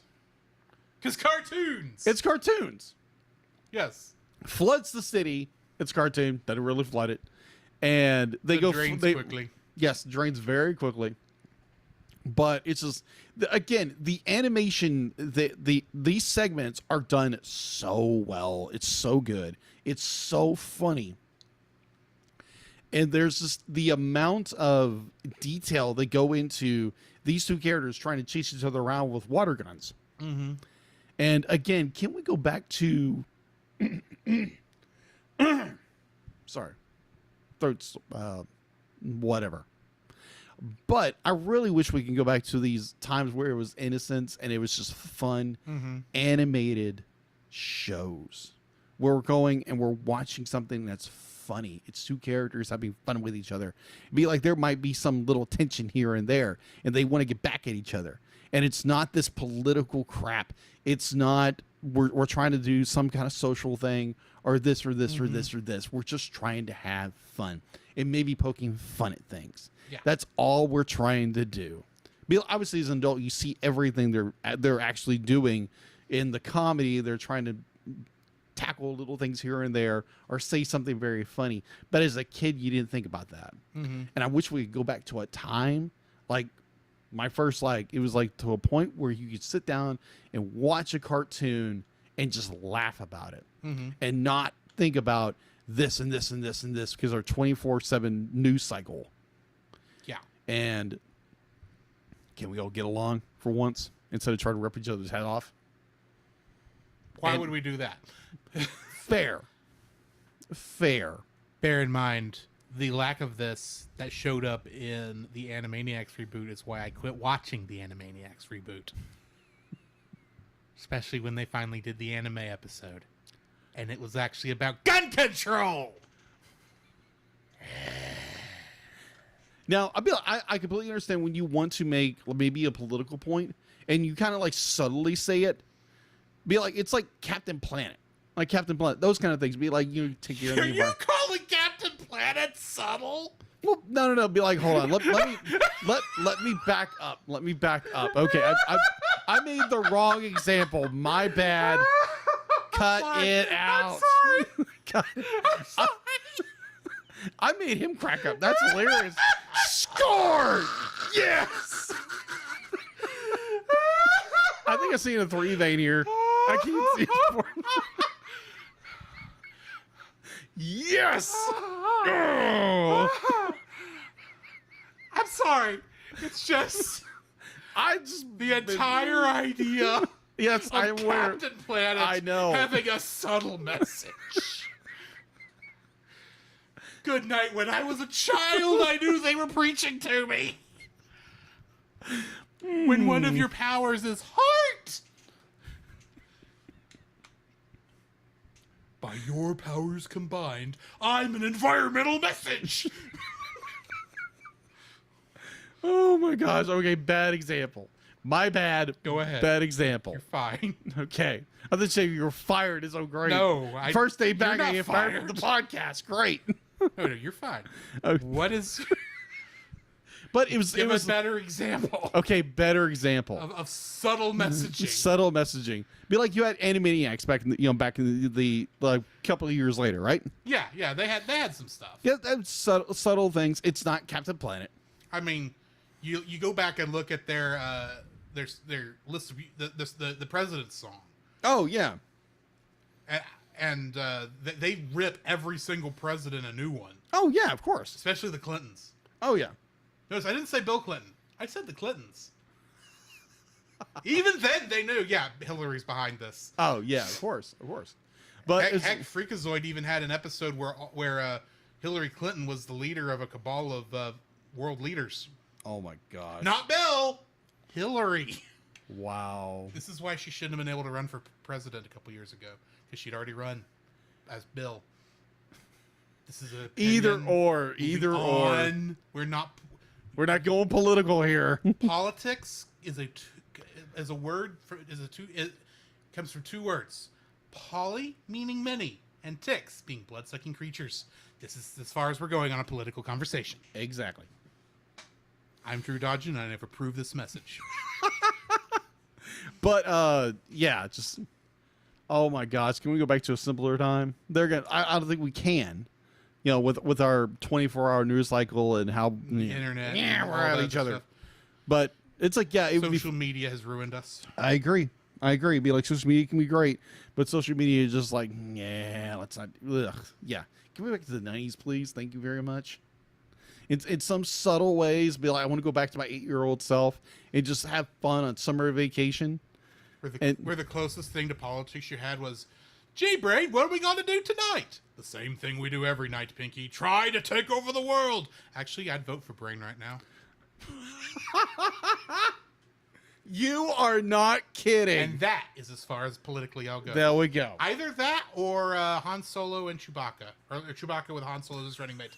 Let the Wookiee win. Yes. Yes. Or if we're going to keep voting for old white guys, Statler and Waldorf, 2024. T-shirt, please. T-shirt. It exists already. We can't make it. Well, never mind then. I got it off a t-shirt. Oh, okay. Well, never mind. We'll make up something and put it on the store. It's like you guys can wear something goopy. Which and we are working on. We're working on stuff, so just hang on. Yeah, shirts made. Well, they're homemade shirts. These are prototypes. These are prototypes my wife mocked up for us. So they should be out at some point. I need to get the designs on the site. Anyway, back to the show. Either or, back to the show. I haven't got this whole thing good where I can knock stuff out. Yes. So going from promotion back to the show. Boop. So where was I again? we were on third likes. Oh, yeah, and third. I think yours was Buster and Babs Bunny's water fight. Yeah, water fight. I thought it was just fun. I mean, like, again, you have this, I don't want to say simple story because it's not a simple story. It's simple, but it's not. Mm-hmm. And it's just a fun show. It's a fun story. The plot is all over the place, but I'll get that later. But I just enjoy it. It's fun. Can we have fun anymore, people? Please, just fun. All for once, for a change. Go back to the 90s where we had fun and just goofed around. And the problem is that people are with as crowded out and noisy as our current media landscape is. Agreed. Everybody wants to do something that's going to make a difference, and they want to make a point, and they're going to want to promote their message. Mm-hmm. This is true of pretty much nearly every cartoon, unfortunately, that's out there. Agreed. Because they all want to be that important thing that kids fall in love with, and it shapes their lives for the rest of eternity. Exactly. Like the cartoons shaped our lives. Right. I get it. Don't get me wrong. But at the same time, why can't we just have fun shows anymore? Exactly. Moving on. Yes. My third like for this right film. along. Dig-a-doom, dig-a-doom.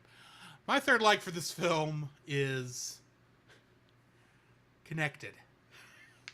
But the entire Buster and Babs Bunny's escape from the booze. The Gators from South Louisiana. Oh, yes. From I don't know if it's technically from Louisiana, but definitely they're Cajun Gators. Yeah, they're definitely Cajun Gator. They're definitely Cajun Gators. I was going to make a Gambit reference, but I'm not doing a good job because this accent is not really sticking very well, as I can obviously tell. Yes. Because I think I'm moving out of it into something entirely different. No, you're not Cajun at all. I'm not Cajun at all. That's not even That's Cajun. not even Cajun at all. I am slowly moving into Russian for some You're- reason. you are definitely not like a certain actor for a certain film that recently came out. No, my voice coach was not the Minions. There's a reference. Anyway, Anyway, yeah, I saw that no, clip. I enjoyed the entire thing because it's finally Babs getting revenge in a great way Yes. against Buster after he's giving her so much trouble throughout Yes. this whole thing. Yes. Because he nearly gets married off, and apparently these are, continuing with the Marvel references, Black Widow gators, because they're going to eat him after they marry him. She's gonna eat me. And then, of course, their father is Boss Hogg. I'm sorry. When I realized that, because I didn't realize I was watching it, but I realized, I was like, you got the most southerner at the time to voice the father of these 3 gators who are going to eat Buster. Sweet, sweet revenge for a butt. I don't even know Babs who in the Bunny. I don't even know who in the modern day could get to do this. No. My gosh. I think it'd be people more be like, oh my god. No. Just But like, oh my word. So yeah, the everything from letting him get stuck in there to her set up with the fireworks. she's gonna sell them their own fireworks, Which was and hysterical. sets them up around the gazebo Uh-huh. with Buster still in the gazebo because she's not gonna get him out of there until The last second. And then they launch them off into space. And then just to make it worse, earlier we They're had fried gator tail. earlier we did have the whole deliverance thing with the possums, Yes. which, first off, the fact that the possum that Buster befriends is called Banjo the Woodpile Possum. If that is not a reference to Banjo the Woodpile Cat, Yes. a Don Bluth short that I watched religiously as a child, Yes.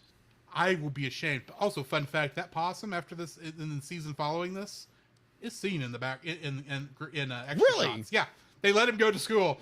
Wow. Okay. But That's awesome. From what I read, I haven't gone back and actually watched any of these episodes. Cool. But from what I read, yeah, he's seen in a couple episodes in the background. So they did at least add him to the show, even if he never had a speaking part ever Nice. again. But That is cool. Yeah. But when they get to the riverboat and they go and they do the show, and they're actually doing a pretty decent comedy routine. I say that like it's a surprise, but they are kids. Yeah. And they don't know who they're playing to, and they turn the lights up. And it's all the rogues gallery from this trip. And I'm still sitting there going, this would be funnier if we had more time with Buster and Babs Bunny and saw them get into more trouble. Because otherwise, there's only, 7 people here who are actually Buster and Babs' enemies, not counting the owner of the boat. Because you had the 4 boobs. Yeah. You had the 4 gators. Mm-hmm. And 5 possums. Yeah. And they're all at separate tables. And the father gator is at a different table than his daughters. Yeah. And they are He's a social gator. And they're doing this whole, pan backwards through the audience, going, look at all of these people who obviously are been chasing Buster and Babs Bunny throughout this whole movie. At least that's the impression it gives off. Yes. And you're going, half these people were not even in this till just now. Yes. Because they're just extras. But obviously they're hungry for rabbit. Yes. And they're not even the people that actually Buster and Babs have to run from. No, it's not Jason from Plucky's Oh my trip to gosh. Hades. Yes. Who just happens to show up, I'm assuming, in Mississippi. Out of the 'Cause it's middle of obviously nowhere. not Louisiana. I don't know. He where got it is. another ride from some poor fortunate souls and got somewhere else. Hey, Or plot convenience. when they are going through the not Indiana Jones in the Temple of Doom minecart ride, Yes. and they do pass Plucky and the pigs on their way back because they're driving through the same mine shaft. They did. Yes. So, I mean, they're not far from where they dropped off Not Jason. Yes. So, Oh my word. This Hey. is hysterical. but yeah, Yes. that whole bit with Buster and Babs trying to escape the gators, both in the middle and at the end, is like, to me, was funny. Now, Yes. we're about to move into dislikes. I'm hoping one of your dislikes that is connected to what I was just talking about, because I do want to defend it. But what is your first dislike? My first dislike, again, this is a 90s, early 90s cartoon. So the plot really wasn't, like, they had plot, but this plot goes everywhere. And like you can't. It's like watching like 19. What was that film we reviewed for another? Retro? Yeah, not retro. Wasn't retro. It was the one we did with Jim. Or, oh, 1917, I think. 1917? No. That, I'm sorry. that had a very good plot. No. I'm thinking of no. Hold on. Crap. It's anyways. It's more. It's a more modern film, where you have all these. Big Fish. Oh gosh, no, Big Fish. That was not a good film to me. It wasn't. No, it's not Monty Python. No, it wasn't Monty Python. Because we know Roy absolutely loved that movie. Yeah, no. If this is what we did with, I'm trying to think what movie we would have done that didn't have a plot. No, it's a World War II based film, and it was Dunkirk. Dunkirk had a plot, but I'll admit it was hard to follow. Yeah, it was very hard to follow. And I don't know if we actually reviewed that, but I know we saw it. Yeah, I know we saw it. I don't remember if we reviewed it or not. I didn't watch it with you. No, but yeah, because that was before that movie came out before COVID. Yes, it did. That's right. Either way, either way, but like you have Dunkirk, where you have all these stories are merging into one. Where with this particular, that was just a hard to follow plot. Oh, you're not kidding! It had one. It was just hard to follow. Yeah, this one is more. It's okay. Where is our story going? And obviously, we're following the characters, and they finally somewhat get to the place they need to be at the very end. But the plot is just all over the place. I mean, like, do not get me wrong, I enjoy this, but the plot is everywhere. And again, it's Looney Tunes, it's Tiny Toons. Of course, the plots could be bonkers. So, I'm gonna jump on yours. Okay. Because it's connected. The unfortunate thing for me about this is I can't get away from comparing it to Wacko's Wish. Of course. Because it's the same team, separated by basically the same team, but separated by time. Couple of years. Many people who worked on both of these. That movie had a strong plot line. Mm-hmm. More accurately, I think I should say it had a strong through line. Mm-hmm. It was that through line was still there to weave a series of jokes together. Don't get me wrong. Yes. And this and that's I think what this movie needs. It needs a through line to sew this together, because unfortunately what this feels like it was an episode. It was an episode written for the show. Mm-hmm. It was designed, each one of these plots Mm-hmm. was designed to be one cartoon within the show. Yes. Maybe the Plucky one was like the main plot for like one episode, and Buster and Babs were the main plot for another, and then they had these other ones that they would have sprinkled throughout there, right? Yes. And then they decided, wait a minute. Even if we are putting this out on home video, you could have released it with the segments like, the regular show is. But says, no. What we need to do is just edit them all together into one film. And unfortunately, none of them really go together. Yeah. There's some things that they do to kind of make them fit, but they're sticking square pegs through round holes to make them fit. Agreed. And it's not that it doesn't work. Just doesn't work as well as it could had it been written originally to do this. I nowhere in any of my research did I find if this was originally written to be separate cartoons that were going to be a part of a Tiny Toons episode that was straight to video. Right. I never found anything like that, but that's what this feels like. There are, like I said, there are a couple things they tried to do, like they try to transition from Plucky in the desert to Shirley on the beach by having Plucky send a letter to Shirley, and then nothing comes of it. Yes. So it's like, why did we bring that up? Because that's obviously, that story never has anything ever to do again with Plucky's journey. Yeah. And yeah, Shirley's story then has something to do with Fifi's story, because they butt up against each other near the end, and they're kind of inexorable. They're connected at the beginning, so they're happening at the same time in the same setting, and that works. But then you have Elmira's story Mm-hmm. that had a connection to Buster and Babs at the beginning, but that's just to give an excuse why she's going out and looking for a kitty in the woods now. And then she happens. Someone thought, "Oh, how are we going to end this Fifi story up? Let's just let Skunk Hunk, whatever his name is, Yeah. get caught by Elmira, and Elmira thinks he's a kitty." That Yeah. would be funny, and that is funny. Don't get me wrong. Yeah. But that feels like it was like, how do we get out of this? Let's do this. Yeah. The Plucky story, I feel, is the only one they thought out from beginning to end. Yeah, How do we agreed. get Plucky from here to Happy World Land and back again, and with all the jokes? It's the only one that feels thorough. Yeah, it feels like it's a complete story. Buster and Babs' thing, their water fight at the beginning is an entirely different cartoon from the rest of their Oh, journey yeah, in agreed. this. It is. That could have been an entirely different segment.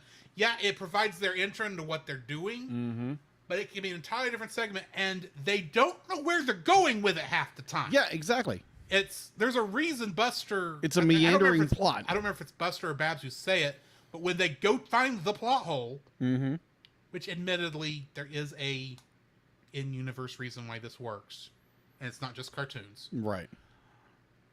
I think it's Buster says, "I wondered how the writers were going to tie all this back up." Yeah. Because I had no idea how they were going to tie it all back up. Right. It made no sense where they were going, because they were, as far as we know, still over 1,000 miles away from Acme Falls. It's not Acme Falls. It's Acme Acres. Acme Acres, I don't know what Acme Falls is, but that sounds familiar. Yes. But they're 1,000 miles from Acme Acres. How are they going to get back in time for school the next day? And how does this river go from what is presumably a West Coast town to the southern United States? They never go up a mountain. No, they don't. Never. They never go up a mountain. The water doesn't work that way. I know what you're saying, Drew. This is a cartoon. It's using cartoon logic and cartoon physics. Granted, I will grant you that. It goes where plot needs it because it's just trying to be funny. The problem with that is this is supposed to be the same universe all of the Looney Tunes shorts take place in, or at least where the Looney Tunes characters, same universe the Looney Tunes characters made the original cartoons from, right? That's the entire shtick of this, because the entire shtick of Tiny Toons is that these characters, the Tiny Toons, are learning from their teachers who are the Looney Tunes, presumably at a later date to take over for them and be the next generation of cartoon characters. That's the shtick of this show. Yes. So obviously they're taking place in, if not the same universe as the original cartoons, in the universe those cartoons were made in, and those original Looney Tunes cartoons are more believable than this movie is. Now, I don't remember how the actual Tiny Toons show went, so I could be reading a ton more into it, but it's just, in my mind, it feels like this is not as... The world building here is a little sloppy. It is. I agree. I agree. I admit it's meant to be... It's sloppy because it's meant to just be a comedy, and to quote Terry Pratchett in the map sections of many of the early Discworld novels, you can't map a sense of humor. Got it. However, I will be more impressed if you actually make a universe and follow the rules, and then make comedy based off those rules. That tends to be better for me.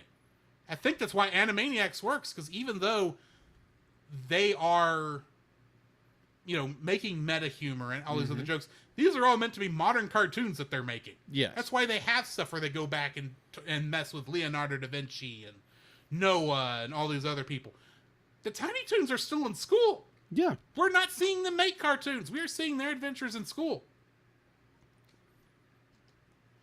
So Agreed. I understand they're using cartoon logic, and admittedly, my defense of the plot hole, which I know is on your list somewhere, of dislikes, and I'm going to go ahead and defend it now. Okay.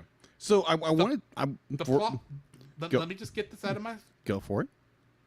The plot hole goes through Wacky Land. Okay. Wacky Land is the home of Go-Go the Dodo. Okay. The only character in Tiny Toon Adventures who's actually mentioned to be a descendant of his a child of his Looney Tunes counterpart, Okay. of the dodo bird from one of the earliest Porky Pig comics for Okay. cartoons. Okay. And that place is meant to be crazy go-nuts. So since they find a plot hole that takes them to Wacky Land, I have to let it go. Because Okay. it's meant to be nonsensical when you get there. Okay, it makes sense.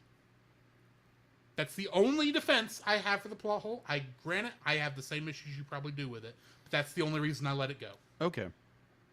And it makes sense. Your second dislike. Well, I'm going to jump into something you said because you accidentally called Acme Village or Acme I call Valley. Acme Acres, Acme Falls. Yeah. And I'm not sure what I'm getting Acme Falls from. So the Wikipedia or fandom.com is Acme Falls is the fictional village in Wacko's Wish. You're welcome. That is funny. Yes. I hadn't put that together. Yes. Oh my gosh. Okay. Yes. Hold on. Let me get to my notes. They're a lot easier this time ever since I have a new pad. So, all right. So, okay. We mentioned plot and direction and length of this movie. The road trip to the not Disney World. Happy World Land. Happy World Land, whatever you- Happy World Land. Yeah, whatever you want to call this. Be like, they're going to Disneyland. Six Flags Under Flushing. Yeah, Six Flags Under Flushing. What have you. The amount, because it takes, I think, one of our live viewers, I guess you would call them? That's all we've ever called them is our Audience. The chat. Yeah, the chat. And the chat said it's like 3 months. Like, be like normal, like you get at school. It's like Summer's about 2.5 to 3 months. 2.5, 3 months. Generally in pop culture. Not Yes. necessarily around here, but in pop culture, Yes. Summer is from Memorial Day to Labor Day. Yes. And that is an easy border. Agreed. So you're looking at 3 months, what have you. So it takes them almost the entire summer, to get to this location. With all the hijinks and everything like that, I get it. Well, it takes them, because they get back in record time. Yeah, exactly. They get back and it's like, did the father punch in the hyperdrive and punch it all the way back to Acme? It's a Acme Acres. You know, like, did that happen? Because it should have taken them like another 3 months to get back. If we're talking that length of time, it was Do like, you remember when we reviewed a Goofy movie? yes. And you remember how Goofy was intentionally making stops along the way? Oh yeah, because he was spending more time on Max. Elongating it. Yeah. And then I suspect it was always going to take them longer to get there than to come back, because they were doing all their stops on the way there, and then once you get to your destination, you just drive home. I don't know. It's an idea. It's an idea. I agree. Granted, we never saw them make a stop. No, they did stop. They stopped for one bathroom break. One bathroom break. And one place to get water. Nope, that was the same place. That was was it? They were sanitizing it, which is why Plucky didn't go in there, and he was trying to get a drink of water from that water fountain, and they came out just as he finally got a drip to come out, because after it sprayed him down. Yes.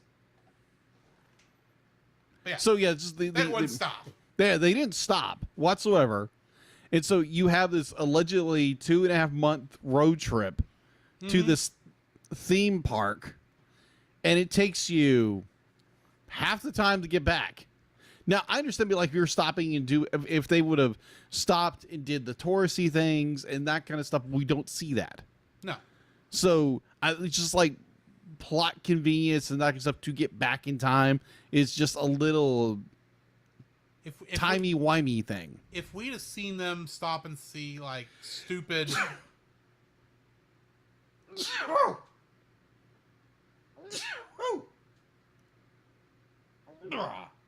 Pardon me. If we'd have seen them stopping at, like, stupid roadside attractions, like a huge ball of twine, or a knockoff of Cadillac Ranch Yeah. or a Grand Canyon like attraction. Oh yeah. It would actually make more sense. Yeah. On why it took them so long to get there. Yeah. But they're focused on all the car trip antics, not all the places they stop. Yeah, which is like, I think it's just more like you have this plot convenience at the very end of the film because you have to wrap everything up. Because I think your point was valid because you had Plucky's little adventure with Hampton and his family. That was a full story. Mm-hmm. But the journey back, they had to fast track everything in order to get the story wrapped up. All the stories had to get wrapped up to end at the same time, Yeah, exactly. despite the fact they were all of different lengths. Yeah, they were all different links, but they had to stop at the very, because it'd be like this movie could have been 2 hours and like just kept going and going and going with all this funny stuff. But And honestly, I would actually be even more fine with it if it had been like separate cartoons where you had one where Buster and Babs had a water fight, and then maybe you then did the Plucky with the Hamptons thing, the pigs. yeah, And then after that, you then see, they're on their way down. Buster and Babs are now stuck down the river, and you show maybe that's actually your plot line. yeah, You and they kind of do this anyway, focusing on that. But yeah, but every time you go to another story, you're not going to transition from like this is what's going on right now with the pigs. yeah, You're going to title card to show the cartoon starting, and then you see, Hampton and Plucky are talking and about summer vacation, and Hampton's trying to tell Plucky that he's going to go to Happy World Land, while Plucky's just making all this other jokes about how they're going to lounge around and do nothing. yeah, And then have that story go through the whole thing, yeah, and then maybe come back and do, what's Fifi doing? What's Elmira doing? Yeah, you still have your small interconnected things, because you could still have, during the water fight, run across Elmira and Byron yeah, and Furball. You could still do that. You could still do... granted, I think the only joke that makes it harder is what happens with between Fifi and Skunk Hunk and the actual thing with Elmira. Even with Elmira taking the Skunk Hunk home as a kitty, yeah, you could still have that joke in there because it's obviously following up from that other one. yeah, If these were a separate selection of separate cartoons that were taking place over summer vacation, that's being the theme, yeah, I actually would go with this better. yeah, But because we are trying to set it up as this is all not necessarily one story, but Yeah. this is multiple stories that are taking place in this as an overarching narrative, I can't go with that because they don't fit together. yeah, There's not one plot line. Mm-hmm.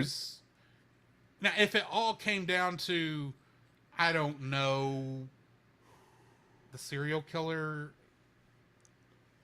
that almost gets dark just even saying that. Yeah. And how to bring that in and make it work with everybody else, but I don't know. This is still back on my first thing. Yeah, you're fine. The lack of through line in this is what annoys me. yeah. Agreed. But yeah, There's no continuity, but there's little continuity what's going on between each Yeah. story. But you finished your second dislike. Yes, I right? did. My second dislike Yes. is the Fifi and Skunk Hunk story.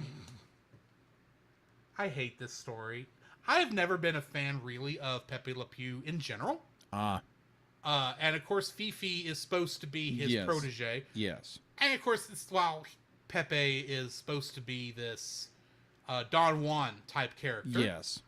Fifi's just a boy-crazy teenager.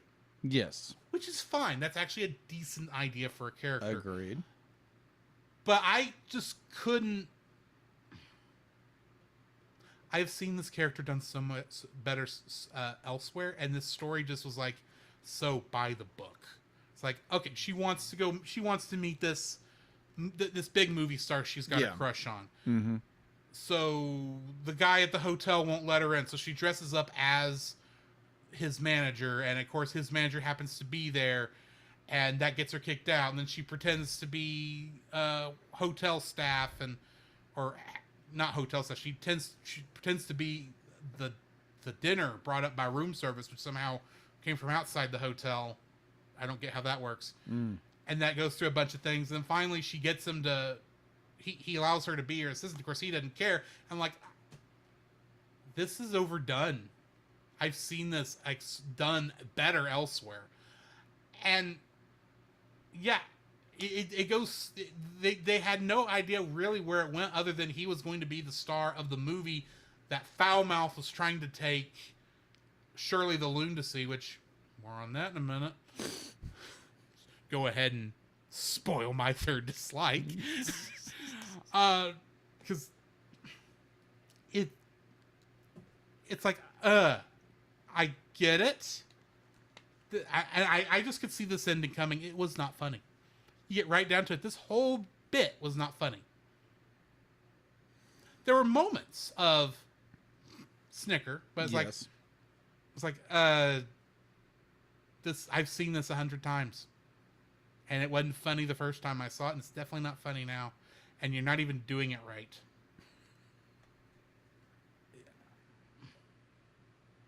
I don't know, it's just a character. It's a character trope. I don't.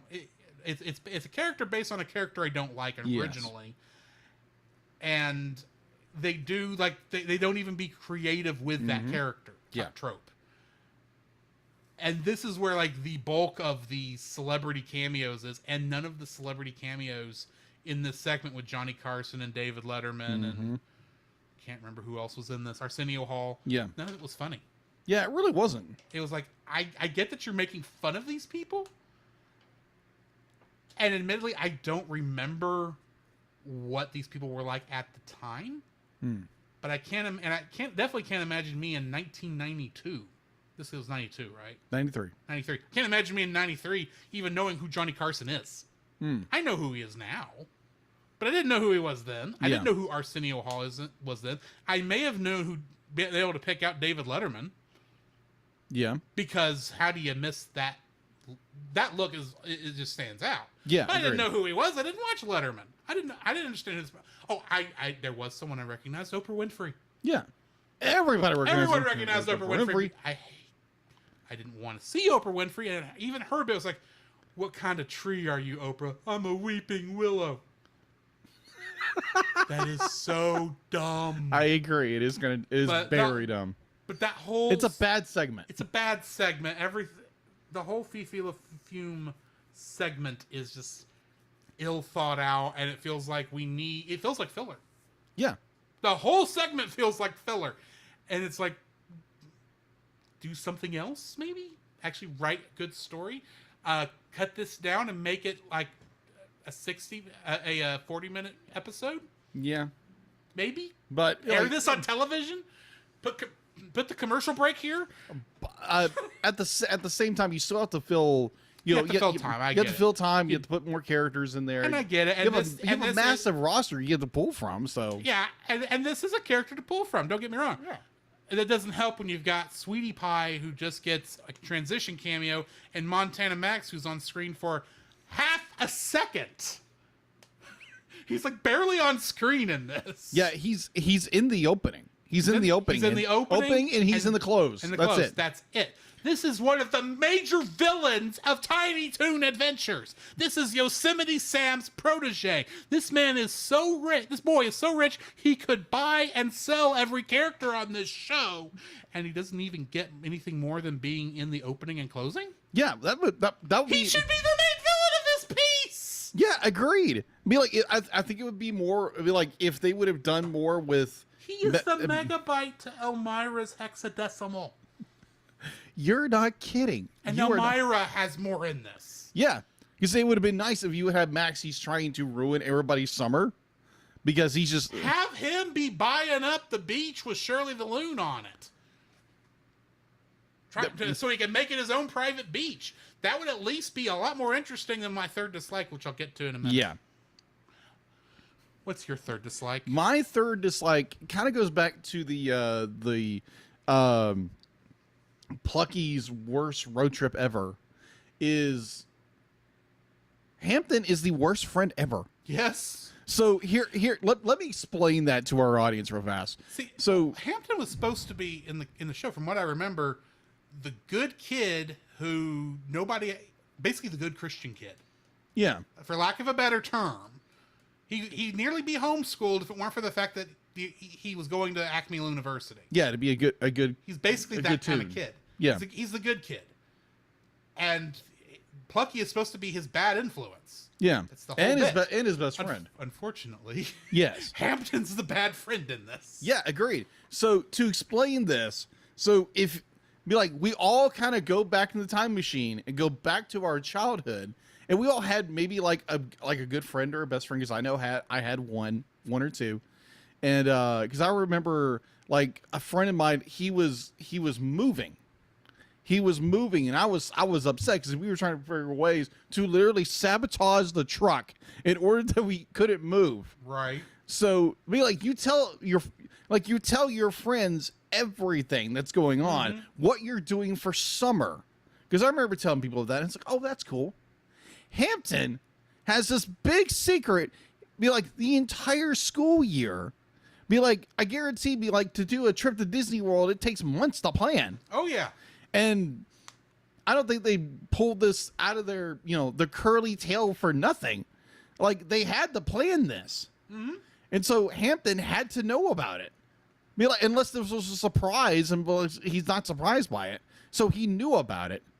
So the entire half of the school year, he's not telling his best friend that I'm going to this amazing theme park. Mm-hmm. And I want to brag and share this with my best friend. And yet he only brings it up at the end of the school year. It's worse than that. While they are walking home. It's worse than that. He's telling them on the way to get in the car to leave. That is true. That is the worst part of it. It's like, dude, he was willing to leave Plucky behind. Yes. Which is like the worst friend thing ever when you are that age. The only reason Plucky gets to go is because Mother Pig, whose name Winnie. Let's just face it. Grace from Ferris Bueller's Day Off is smart enough to know Plucky wants to go. She's the only one who offers. Hampton doesn't offer. That's true. Hampton ought to know Plucky wants to go. Yeah, exactly. As much as Plucky almost begged before they got in the car. That is true. It's Hampton's mother who says, do you want to go with us? And I'm sitting there going, what do Plucky's parents think about him going on this trip? Yeah. It's like, okay, now, child abduction much, maybe? I understand. This is working on cartoon logic. Exactly. You're not supposed to put this much thought into it. However, we're reviewers. This is not taking place in the middle of a cartoon student project. This is not separated. This is supposed to take place in the world where they make the cartoons. Yes. These are basically humanoid characters. Yes, they have Toon abilities, but there's still logic, and this is still supposed to be where kids can at least follow it. Yeah, it's still going to be goofy. There's still going to be plot convenience. Yes. And I'm fine with that, especially when it's in the service of a joke. This doesn't feel like it's in the service of a joke. No. Because honestly, Hampton leaving Plucky behind just feels mean. Yeah, exactly. It doesn't feel like a joke. It's like now if there was a whole bit where it's like Plucky is just trying to figure out how he can convince the parents to go, and maybe Hampton's trying to help him, but is only kind of sort of helping him to a point where maybe they get into a fight at one point, and then they make up and then go on the trip. I could go with that, but we only got one little bit where Plucky tries to connive his way onto the trip, and they immediately let him on. Yeah. So they did almost nothing with the joke. Yeah. So you have this be like your best friend who's either Hampton, who is so maybe he's oblivious to this. It's like, oh yeah, we're just going on this trip. Didn't even think about it, but it's the best thing he wants to do. Oh, it's gonna be great and this kind of stuff. You don't tell your best friend.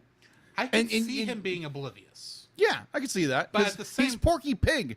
Oh, he's his protege. Yeah, he's a protege of Porky. At the same time, the minute he realized, oh, Plucky would really want to go on this trip.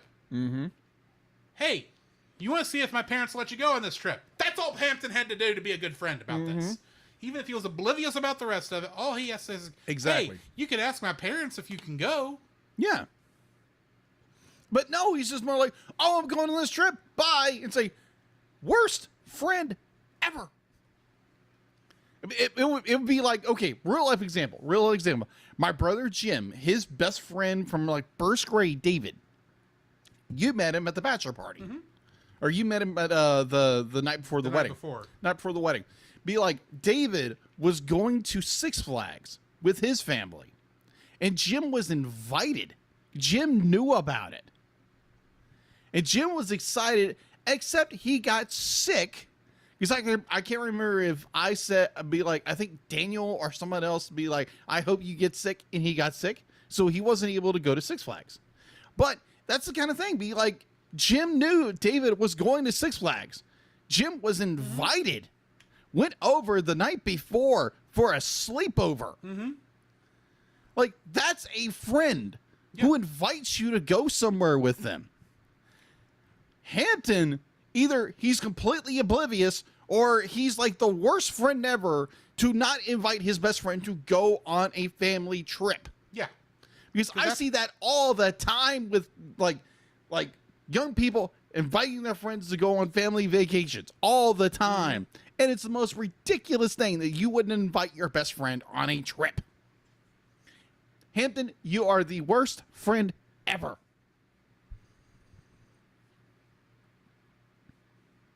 Just saying. We are getting way too deep into this cartoon. By the No, way. of course not. Third dislike for me. Yeah, third dislike. To move things along, because this episode is taking a little longer than I was expecting. Third dislike for me is Shirley Balloon's story. Oh gosh. Talk about a story that goes nowhere. First off, I had no idea who Foulmouth was at first. You know how long it took me to realize that that's supposed to be Foghorn Leghorn's protege? I realized it this morning! Trying to think about what am I going to like and dislike about this. And I was thinking, I have no idea who Foulmouth is. Oh, wait. He's Foghorn Leghorn's protege. And I think, okay, it's Foulmouth, obviously. The joke's like, he's a bird. He doesn't know how to shut up. Foulmouth. And I got to thinking, wait a minute, I think I vaguely do remember this. Wasn't this the episode where he kept getting censored because he was cussing? I think so. And this is the character who is going to try to ask out Shirley the Loon? Mm-hmm. Now, granted, I don't remember the character Shirley the Loon that much. I don't know whose protege she technically is besides Daffy, maybe? Mm-hmm. Because I don't remember a direct connection for her, other than she's obviously a parody of psychics from that time period, like Shirley Dimple? No, there's a actual psychic. There was an actual. Well, I say an actual psychic. You know what I mean? Yeah. There was like Shirley, something else. Anyway, doesn't matter. And he's just wanting her to go to the movie with him, or he's just wanting to go to the movie with her. And I'm like, and that's like a whole thing. And then she's talking to Dizzy, and you get the whole box look thing, and that's kind of funny. Yeah. But then that's like the only funny thing that happens in this with around Shirley until they get to the movie. You have the one joke that I remembered from when I was a kid, that being the movie theater sound promo, and the voiceover guy going, "The audience is now deaf." This was a joke I made for years. Uh-huh. I think I've made it on this show. You probably at have. one point. This is where I got my movie theater voice. Movie theater guy voice. Yes. Was from this bit that I barely remembered that this is where it came from. And that I remembered that, but the rest of it was okay. So Foulmouth is obnoxious. That's the joke. Mm-hmm. And yeah, I hate it when people talk during the movie and do the whole thing. It's like, oh, that's this guy, and then spoiling the movie. And I'm like, but this is not funny. Mm-mm. This is a comedy show. You already are. This is meant to be at worst. For you to do this poorly and still be good, if you know what I mean. Yes. You should at least have funny jokes, even if the through line is as slack as it is in this. but the jokes in this section are in these multiple sections, because they know so little to do with this that they keep cutting back away from it to go do something else and then come back, and it's just, Shirley, you gotta go to the movie with me. I was like, go away, I don't like you. This is both what I'm saying and what Shirley's saying. Yeah, agreed. Agreed. And I'm like, it's like, bird, go flock right. away, It's please. like, oh, I've seen this movie a dozen times. And he comes up and says, and it comes up with the race, like, this movie is not intended for foul mouth. I'm like, then why'd you let him in? You know who he is. Yeah, I'll be like, I agree. I think it was more foul mouth. It's a transition between everything else. But it's not a good transition. No, it's not. It leads into the thing with Fifi LaFoon, which just makes that whole bit just blah. Yeah, exactly. For me, Do something with the Wile E. Coyote and Roadrunner. Yeah, Little Sneezer and Little Beeper. Bring them in here. Exactly.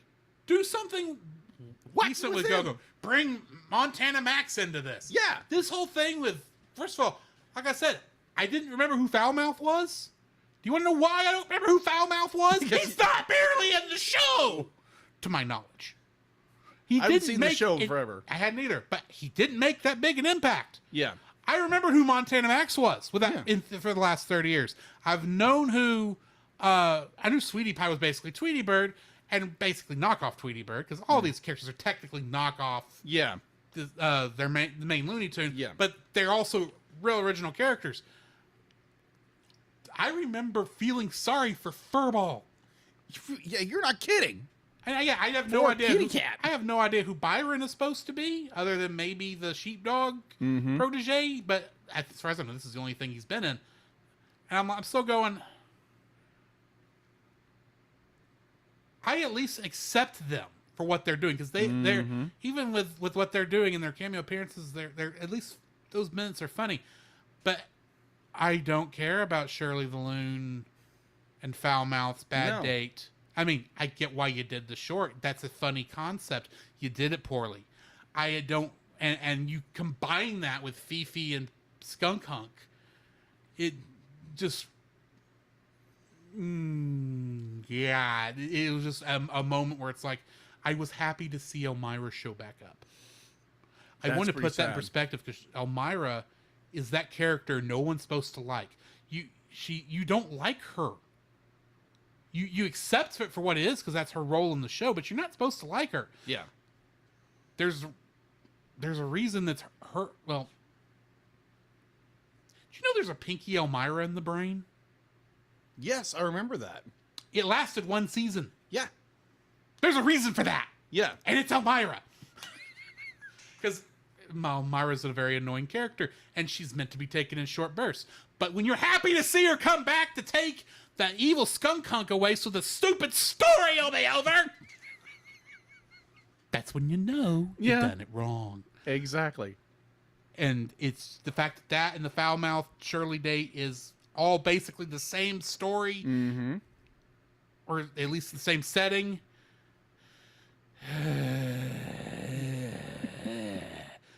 I was so glad when that part went over and we went back to rabbits running away from not Jason. Yes. Or Happy World Land Monorail was about that point in the movie. Yeah. Because the movie literally just had 2 points. Because those points were funny. Yeah, they were. That was funny. And then we go back to Acme Acres on the beach with this stupid overtread story that obviously Paul Dini did not write. Exactly. I don't know what parts Paul Dini did write, but I hope he didn't write that. I suspect it wasn't that. No. Paul Dini probably wrote something epic. Having looked back at the writers, I don't know which one of these writers actually wrote this, because honestly, they're all four better than this. True. But either way, we need to rate this film. Yeah. What are you rating it? I'm curious. I'm going to throw it back to you, because I'm curious what your rating is. I'm giving it a 7. Okay. I really prefer Wacko's Wish over this. That's I think it's fair. You're an Animaniacs guy. I get it. And that's just a much tighter story. Even when it does the throwaway side jokes, it feels like it's in service to a central plot. Yes. This is not in service to a central plot, and worse, half the jokes in it aren't funny. And I will say this. When Wacko's Wish came out, I didn't watch it. I didn't watch it till many years later.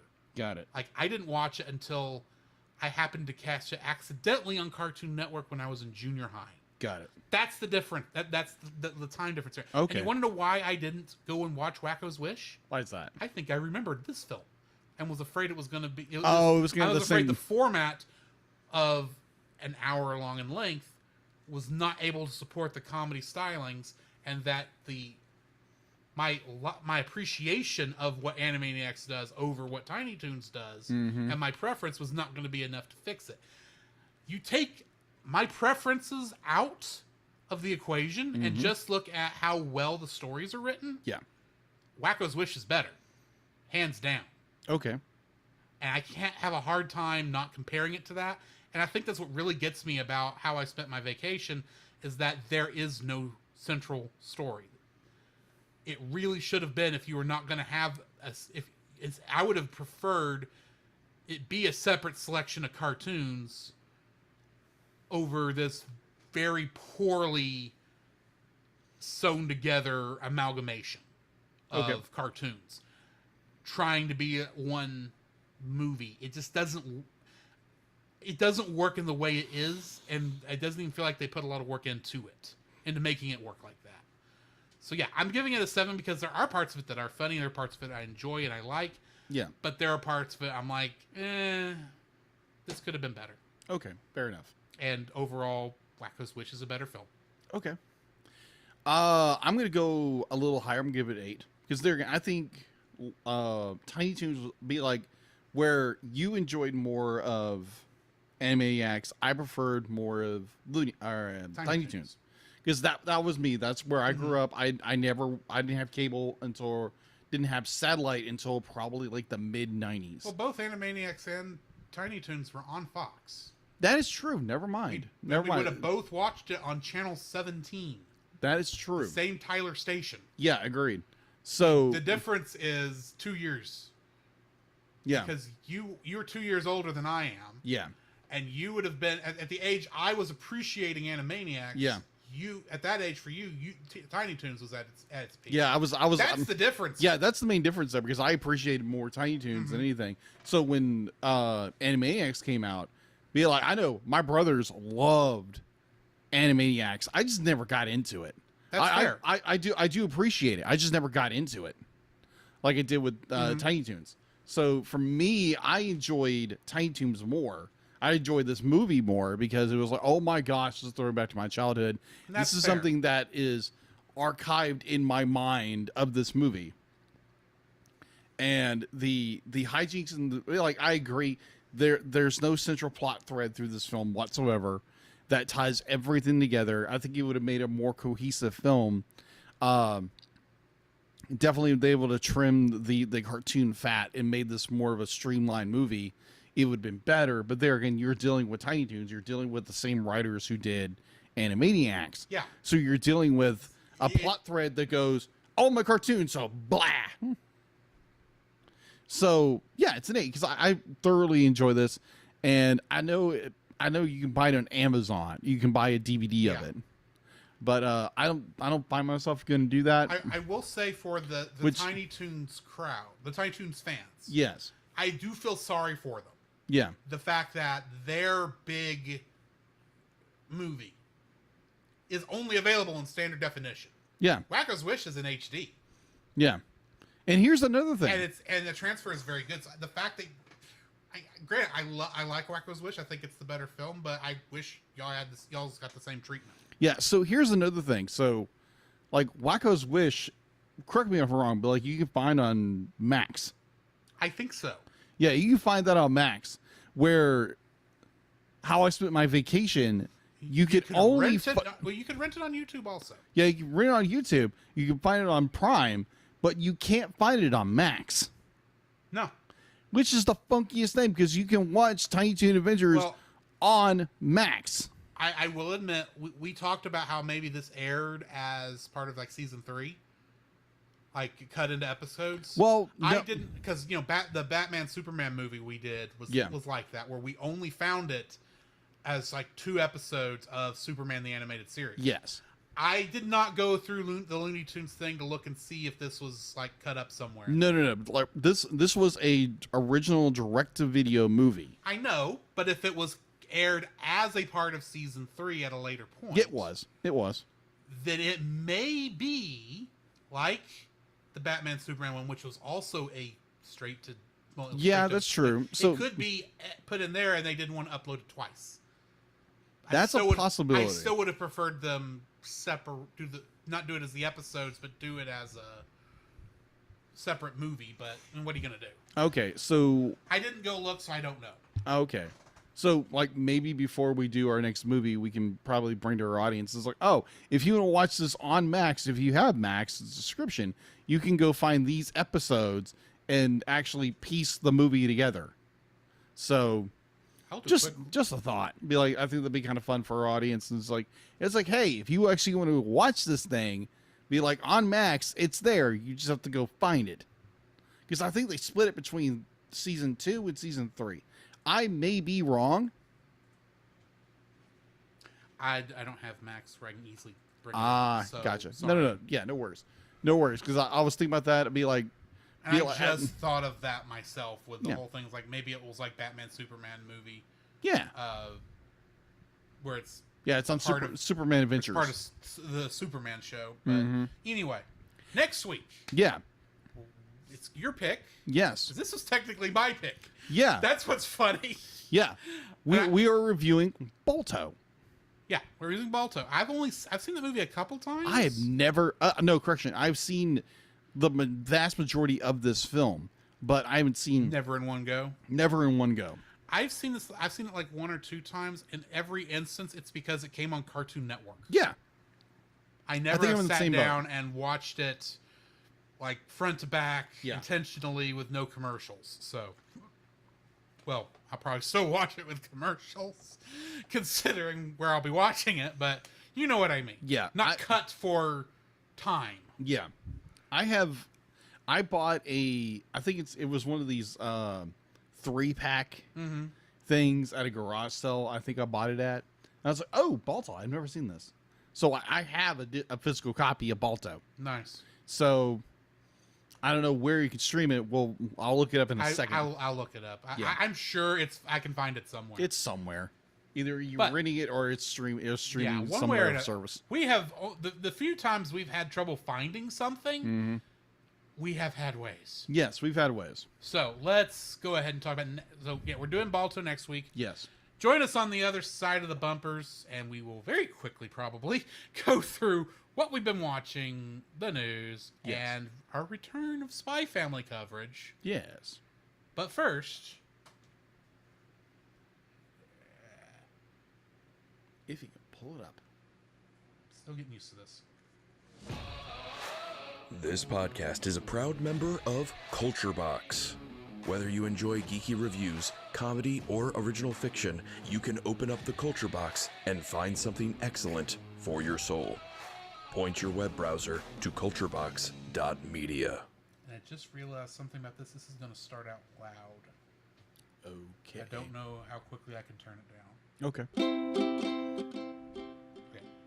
This week, we suggest checking out Geek Devotions, which ironic, because I think that's the last one I suggested on the hiatus. But either way, I'm doing this one specifically for a reason. Geek Devotions is a collaboration of devoted geeks that are devoted to letting people know that they are loved. They produce a weekly geek culture-infused devotional, their podcast Com Talk, and written articles, all designed to encourage and challenge people in the geek community, bridging the gap between their faith and their geekdoms.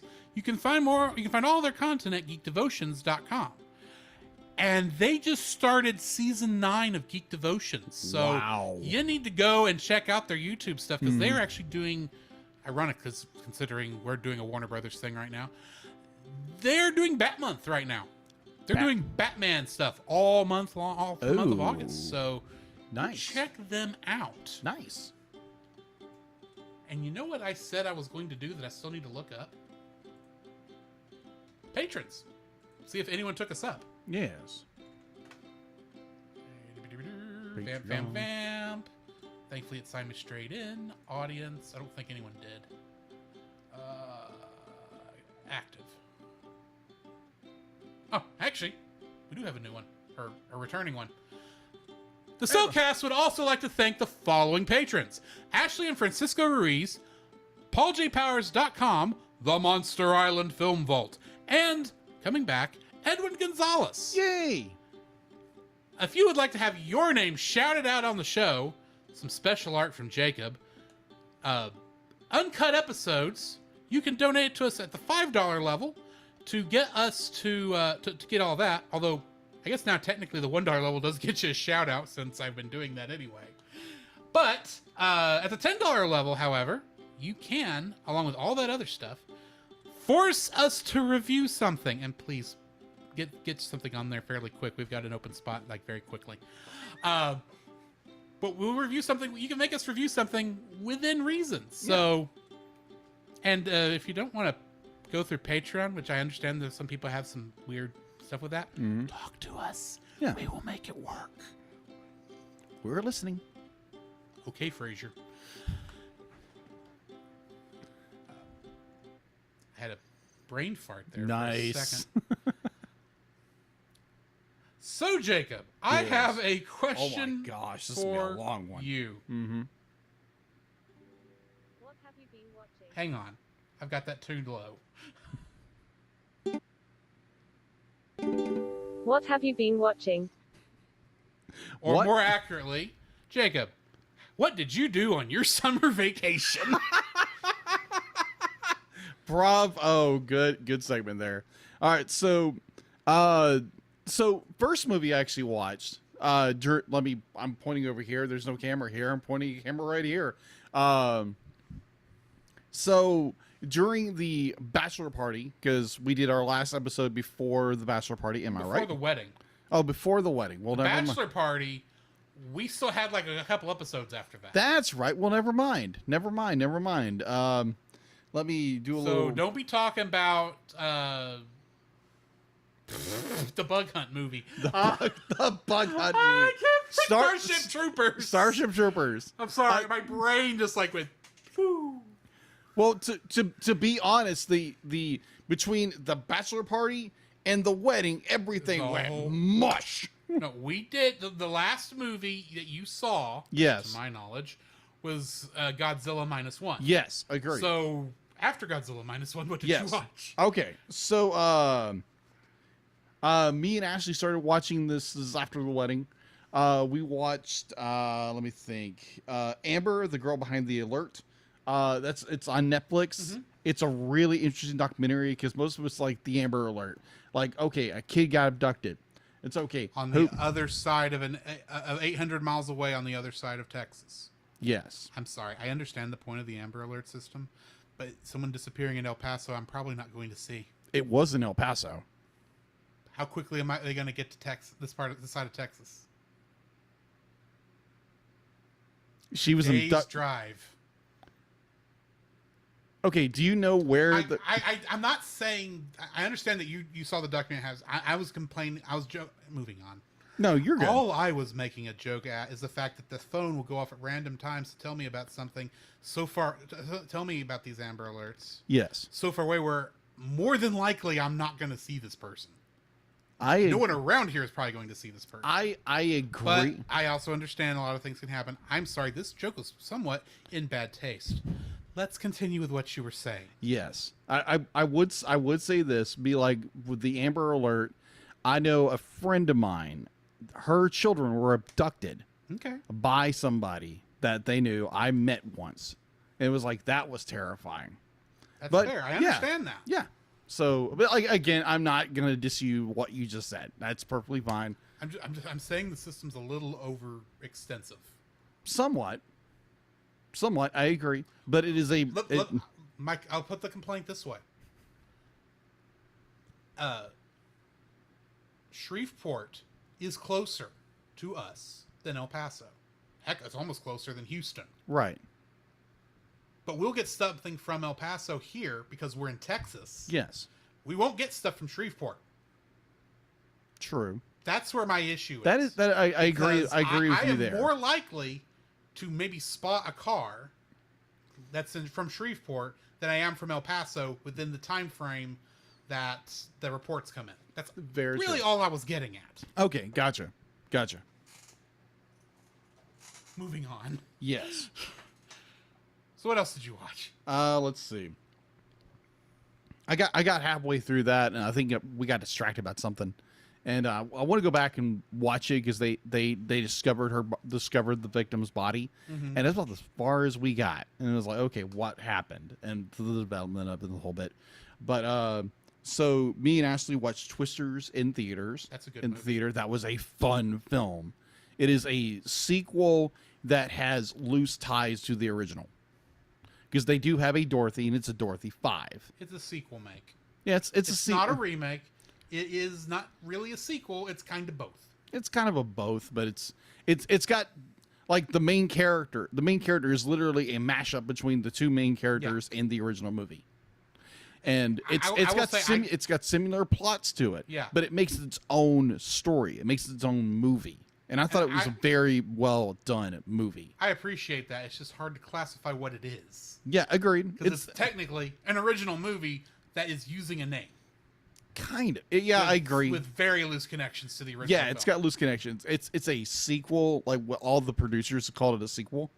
So it's a sequel, but it's more of a reboot sequel. It's a sequel with none of the characters returning. Agreed. So how is that a sequel? Yeah, agreed. It's kind of sad, but It has virtually nothing to do with the original film. The only real connection is at the beginning they're using a Dorothy 5.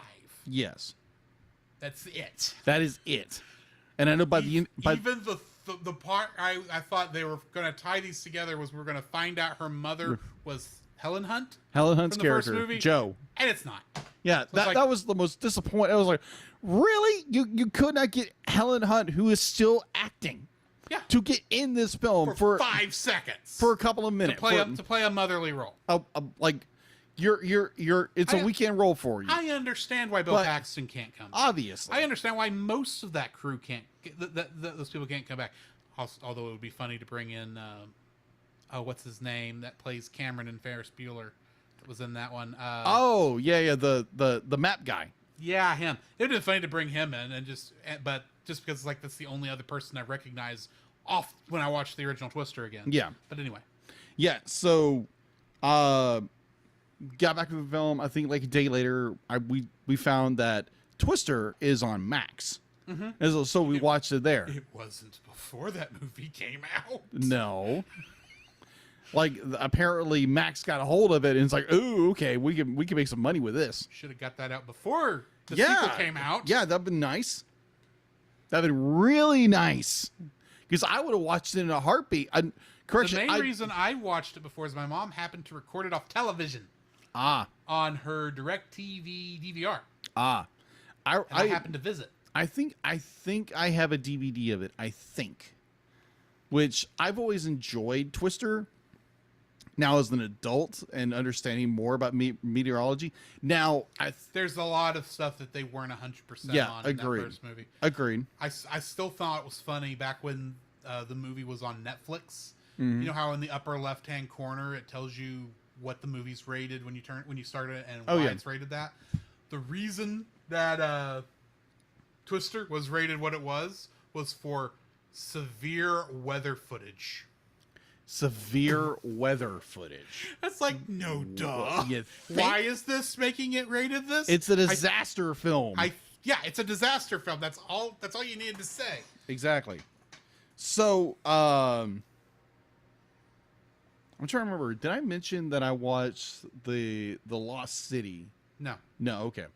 So Ashley, like even prior, her and her mother went and saw The Lost City. It is a movie with Channing Tatum and, come on, she's in a lot of stuff. Sandra Bullock. Sandra Bullock. Yeah, Sandra Bullock. It is a fun movie. It's got Daniel Radcliffe as the villain, and he just eats it up the entire scenes he's in. He's eating every scene he's in. It is funny. I was like, okay, this is a fun film. This is fun. This is entertaining. Let's see. And then, so we were looking around. I think it was on Disney Plus, Hulu. And we're just looking around for something. It's like, oh, The Sandlot. The Sandlot is, oh my gosh, yes. So we watched Sandlot. You know, Killing me, Smalls. You're not kidding. You know how hard it was not to make commentary on The Sandlot? The Sandlot is one of those films from our childhood that I probably shouldn't like because it's a sports movie. Yeah. Yet I love this film.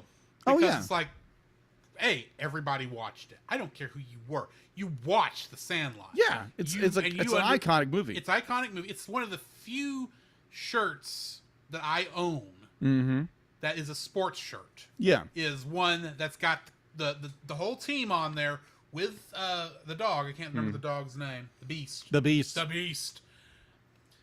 And it just says, "You're killing me, Smalls." It's like one of my favorite shirts, and I'm like, it's the only baseball shirt I have. Well, that's not technically, Star Trek. Yeah, agreed. That's not geeky in other ways. Yeah, agreed. So, be like, watch that. Loved it. I was like, wow, because they have viewings this all over the place. I think it was like the 30th anniversary of this film in the last couple of years or so, which would have been fun to watch in the theater because that was so much fun. Let me think. I watched Kung Fu Panda 3 because I was looking for a movie and I was trying to catch up with this 200 movie. There was no way on earth I was going to do it. Yeah, I gave up. Yeah, so I watched that and it was like, I gave up on the bachelor party when I fell asleep during Fair. Starship Troopers. Fair.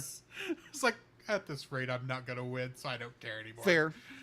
So I think it was at this point. I think once the 200 thing is finally up in a month. I'm gonna make a group that says, I don't care how many movies you make it through. Just post what you're watching. That's new. yeah. That's all I want to know. Yeah. So here was one that I did not expect to enjoy. So most of us remember CSI, the TV show that spun off to a billion other shows, I'm right? aware of it. Okay. Yeah, exactly. So apparently in 2022, they rebooted it in a way. They made it CSI Vegas because it was originally set in Vegas. Yeah. And they brought back a couple of the original actors. And it was like, I remember Ashley was watching it. I was like, wait a minute, what is this? And it's like, oh, this is CSI, but it's CSI Vegas, the new show. It's okay. It lasted like 2 seasons. It like ended last year or something like that. But I was like, okay. So I watched a couple of episodes. Okay. It's like, I remember this character, this character, this character. Who's this new cat? Oh, okay. They're kind of cool. So I watched that. I didn't actually watch the show because that was one of Mama's Slice and Dice shows. Oh. That and CSI Miami and CSI New Orleans. Oh, gosh. That being said, when we went to New Orleans, I figured out for my mom where the exterior of Scott Bakula's bar was. And we walked down and got her a picture in front of it. That's NCIS. My bad. You're fine. It's NCIS. They all run together in my mind because it's Fair. all the same thing. I know there are differences, but they're basically the same thing. Fair. So the last bit of things I watched, I actually watched it last night. So our dear friends over at Geek Devotions, Dallas, he posted about their review of Batman the Caped Crusader. I was like, I remember that was coming out. I remember seeing advertisements on social media that it came out. I remember seeing an article that the Penguin was going to be female. Yes. That's about all I know about it. So this thing, oh my gosh, this is good.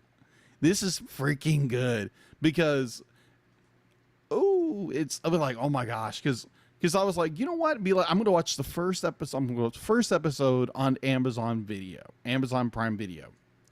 And I'm like, okay, this is interesting because it's kind of, they do this like detective noir, gritty gangster. Like they set it back in the 30s and like more like the 40s. And it's so freaking good. Like they bring in Captain Gordon and his daughter. Barbara, and like the Penguin. Oh my gosh! Like, okay, they gender swapped the character. Okay, that is I don't that is care about that as much. yeah, that's perfectly fine. Multiverse, I can accept it. Yeah, exactly. That's perfectly fine. The thing is, be like, not to get into it, is oh my, like they initially they wanted Bruce Timm to go back and reboot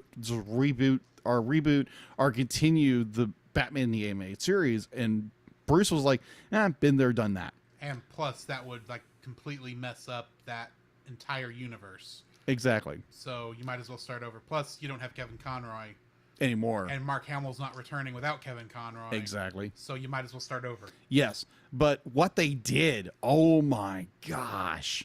It's like there's one scene where they lock a character in a box and drop them in the water. And you don't see them again. And so there's one scene where one character is going along the bottom of the river, and all you see is boxes all over the place. I'm like, Jim and knees, this is a dark character. I was like, oh my word. Because I'm watching this, okay, characters going along the river. And all you see, it's like, and then you see a hand being out of a box. I'm like, oh snap. It's like, this penguin's dark. So you're saying it's a bit rough of a show. It can be. Okay. It can be. It's just like, it was like, it plays with those darker themes like Batman the Animated Series, but they can play it more dark. Mm-hmm. I was like, oh geez, I do not want to mess with Miss Penguin. Oh mother, it's good. I only watched episode 1, but I think I'm going to try to finish the 8 episodes, I believe. Mm-hmm. And that just it was so good. And I was like, yes, I want to continue this because it's Batman. So yeah, that is what I have been watching. So earlier you said Captain Gordon. Captain Gordon. It's before he became commissioner. I get that, but in my head, for whatever reason, immediately I went, Captain Gordon, he's our hero. Oh God! Gonna take the Joker down to 0. I'm sorry. Oh my gosh! Of course he's gonna take the Joker down to 0. Look what he did to his daughter. Oh I'm in a mood tonight. Oh my gosh! You made that joke. So, anything else? Let me finish before I choke on my water. Oh my gosh! Cheese and crackers. That is all I have been watching. That's all I've been watching for the last month and change. Since because he got married, folks. I did. I've been talking about that for a month on pre-recordings. But yes. Yeah, that's the first thing I saw when I was on vacation is I saw this man, my good friend, get married to a very beautiful woman. Yes, agreed. And I'm not just saying that so she doesn't get mad at me for keeping him out this late. But yeah, I too saw Twister. And Twisters. And I keep wanting to go Twisters, Twisters. There were never two devoted twisters. Sorry, I'm confusing it with the song from White Christmas Sisters. Yeah. That's what keeps going in through my mind. Yeah, exactly. But anyway, I saw those 2 films. I then went and saw Inside Out 2. Yeah. Because I wanted to go out and watch a movie. And let's face it, I had the time. Yes. And then I saw a certain maximum effort film. Deadpool 3. Deadpool and Wolverine. I did see that. Also, TV show wise, I didn't watch a whole lot of TV shows, but I did this week start rewatching a classic animated sitcom from the early 2000s from the creator of Beavis and Butthead, of all things. King of the Hill. Okay. I remember you mentioning that show. It's Texas the Anime. Yes. You want to know why I say that? Why? What is the biggest complaint anime fans over here, biggest debate anime fans over here have about watching anime? It's dub or sub. Yeah. Do you know that in Japan, they have the same argument, same debate over King of the Hill? Really? Yeah, if it's better to watch it subbed or dubbed. Wow. Okay. It's jokingly been called that. That's why the whole I showed you the King of the Hill Evangelion opening before, haven't Yes, I? you have. That's where that concept came from. Oh, okay. Is King of the Hill the anime? This is not an original idea. Okay. The Texas anime. And so it had been a while since I had watched the show, and I got to realizing I never saw the first season. I've always started at season 3 or 4 because I was only catching it when it was on television. Yes. So I've not seen it from the beginning. And the first episode, Bobby nearly gets taken in by Child Protective Services because they think Hank is beating him. That's not what happened. And that was the pilot. And the second one, Peggy, the mother, her being the substitute teacher of the year from 1996, gets she gets shanghaied into having to teach the sex ed class at Tom Landry Middle School. Okay. Well, you know how some of us some of our parents were about that kind of stuff when we were kids. Yes. A little awkward discussion to talk about, and she's having to figure out how to do this, especially since Bobby's gonna be in that class. Yeah. That's not awkward at all. No, it's not. Birds and the bees discussion. And this is the second episode. Okay. It's like, yeah. Now, I will say, this is not a show we would ever do on TAS. Merely because of length. Because it's 13 seasons. Yeah, no. So yeah, we're not doing that on that. But I'm enjoying watching it because it is kind of funny to watch, especially looking back on it, because I did like this show, at least the seasons I saw. I know later on there's some characters that get introduced I don't like, but yeah, there is that. Also in the time period, I started rewatching one of my favorite animes, legitimate anime this time. It is a romantic comedy. It's not a love triangle. It's not a love rectangle. It's a love tesseract. Everyone's in love with somebody, and they're not all in love with the same people. What is this? School Rumble. Oh, okay. Our main character, Kenji, is in love with Tenma. Okay. He is a hooligan. And Tenma is the only reason he went back to school. Because he's so in love with her and wants to spend so much time with her, he went back to school so he could go to school. He could be in class with her. Right. Which is kind of a sweet story. Fair. She is oblivious to Harima's affections because she's in love with Karasuma, a quiet boy Okay. who is kind of an oddball. Okay. He is completely unaware of Tenma's affections because he's weird. Okay. He's not like, I'm not saying he's like into other types of people. He's in love with somebody else. I'm saying this guy is weird. Like in every sense of the word. There's an episode where Tenma has this very good idea of waiting until he's ready to go home so that they can spend some time underneath an umbrella, because that's very romantic, right? Right. He's not able to do that because he brought what they call in the thing a rain costume, which is basically a raincoat. I don't know why they translated it this way, but they did. They did it because of the joke. So she's like, "Oh, well, even though you're in this rain costume, we could still do it because still both sit under this, walk home under the umbrella because it's fun." And she turns around and he's dressed as a kappa, a Japanese water imp. Okay. And that's how the episode ends. Just was like this look of the rain falling down, and he's just standing there dressed as this water imp, and it's like, what's going on? And then he just leaves. And that's the end of the episode. Okay. And it's funny.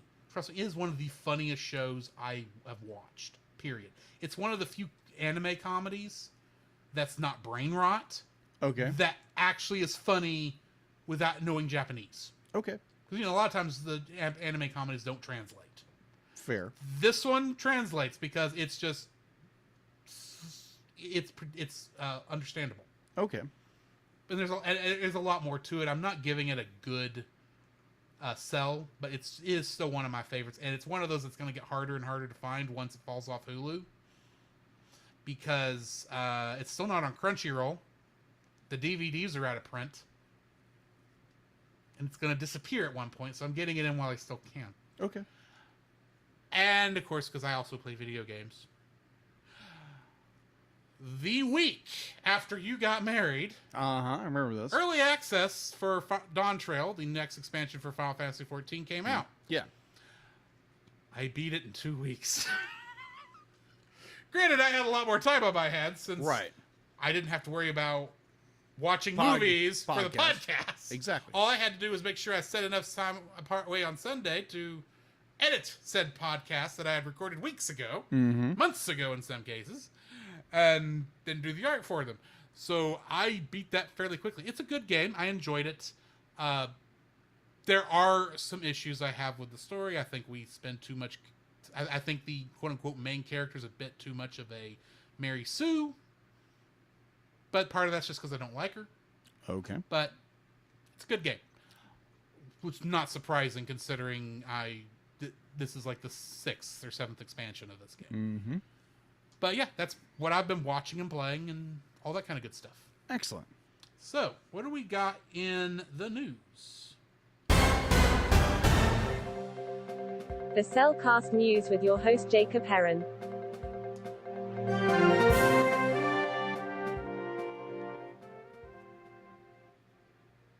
No, I was fading it out.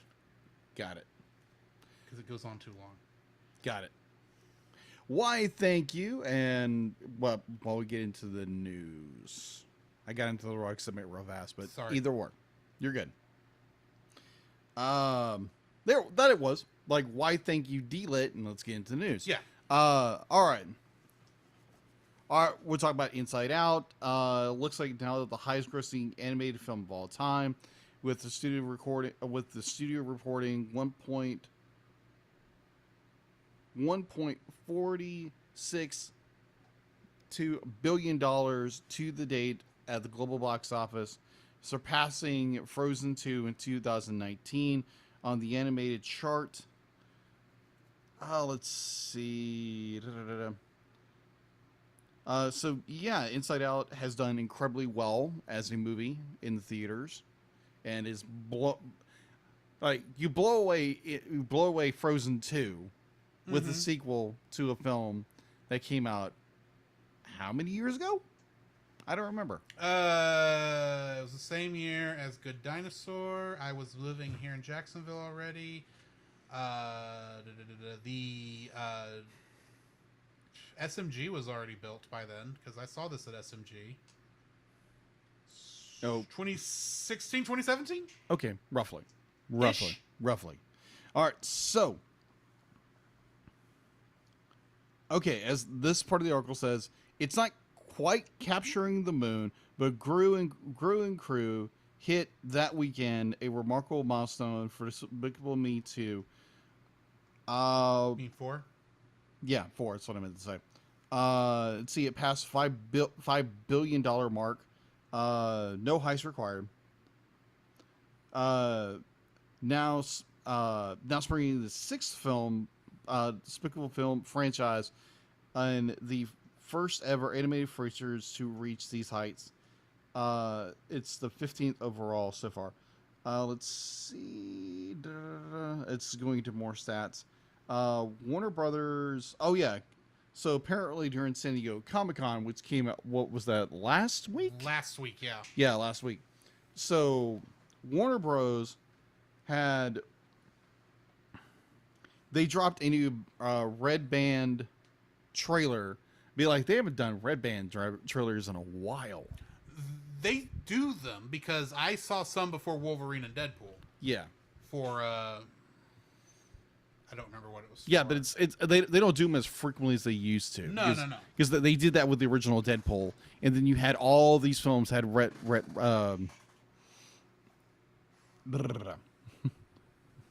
I just lost the word. Red band. They haven't done those in a while. They do them. They're not as frequent as they used to. And for those who don't so know, it was a more surprise to see that. I was Right. like, really? For those who don't know, a Red Band trailer is basically a trailer that does not have any censorship to it for a rated R film. Right. Because a lot of times, if you see a rated R film in a theater, or see the trailer for it in a theater, it might be showing in front of a PG or PG-13 film, and they still want it to be good enough that those people can go watch it, or can watch the trailer. Decide, But a Red Band trailer is like completely uncensored, so it's basically a rated R trailer. Yeah, they're rated R trailers, and they're primarily online. Be like, you might see them on. You might see them in a theater. But you might see them in a theater. You'll probably never see them on television. Because they do have to be careful where they show them, because they Yes. don't want kids to see them. Yeah, exactly. So they showed a Red Band trailer for the upcoming Watchmen animated series, a rated R. This project is rated R. It's going to roll out in 2 parts in featured cel-shaded animation from Warner Brothers Discovery Home Entertainment. Let's see. The plot will be. It'll start on August 13th. It'll all come to digital platforms on August 13th before it hits Blu-ray on August 27th. So basically a month. The rest of the remainder of a month. And let's see. And the second part will arrive at some part in 2025. And it's got slew of cast, what have you. So if you're interested, if you watched the Zack Snyder's Watchmen movie, or you're a fan of those, or maybe the TV show that came out on Max, you might be interested. I'm not necessarily, I might watch some of it, but there again, I'm not as big a fan of Watchmen as I know some people are. I understand its importance. Don't get me wrong. Right. I've read the book. I own the book somewhere. Yeah. And I've read the whole thing, and I get it. That's not my favorite. Right. But I've never been that dark a person. Except when I'm making jokes on this show tonight, apparently. Yeah. About killing. I didn't mean it that way. About killing characters on Sims. That I did mean that way. Wow. They're polygons. They're polygons. They don't matter. They're not real people. I didn't. I get it. This sounds worse than it actually is. Yeah, let's move on. That's the end of the news. Okay. Then on much lighter news. Yes. Well, not lighter news, but lighter storytelling, which ironically still deals with people trying not to blow up. Spy Family.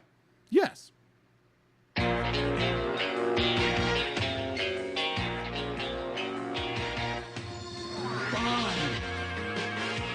James Bond Jr. Impossible. Call me big man if you want a rich man. When you want to page me, it's okay. The man of Red Stone. What an agent, what a squirrel. He's got the country in a whirl. What's his name? Shh, secret squirrel.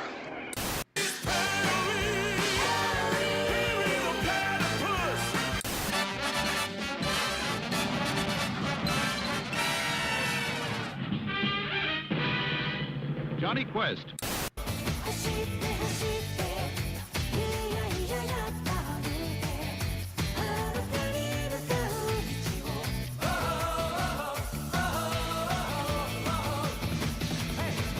Anybody want a peanut? That still cracks me up. It's been 2 months. Agreed.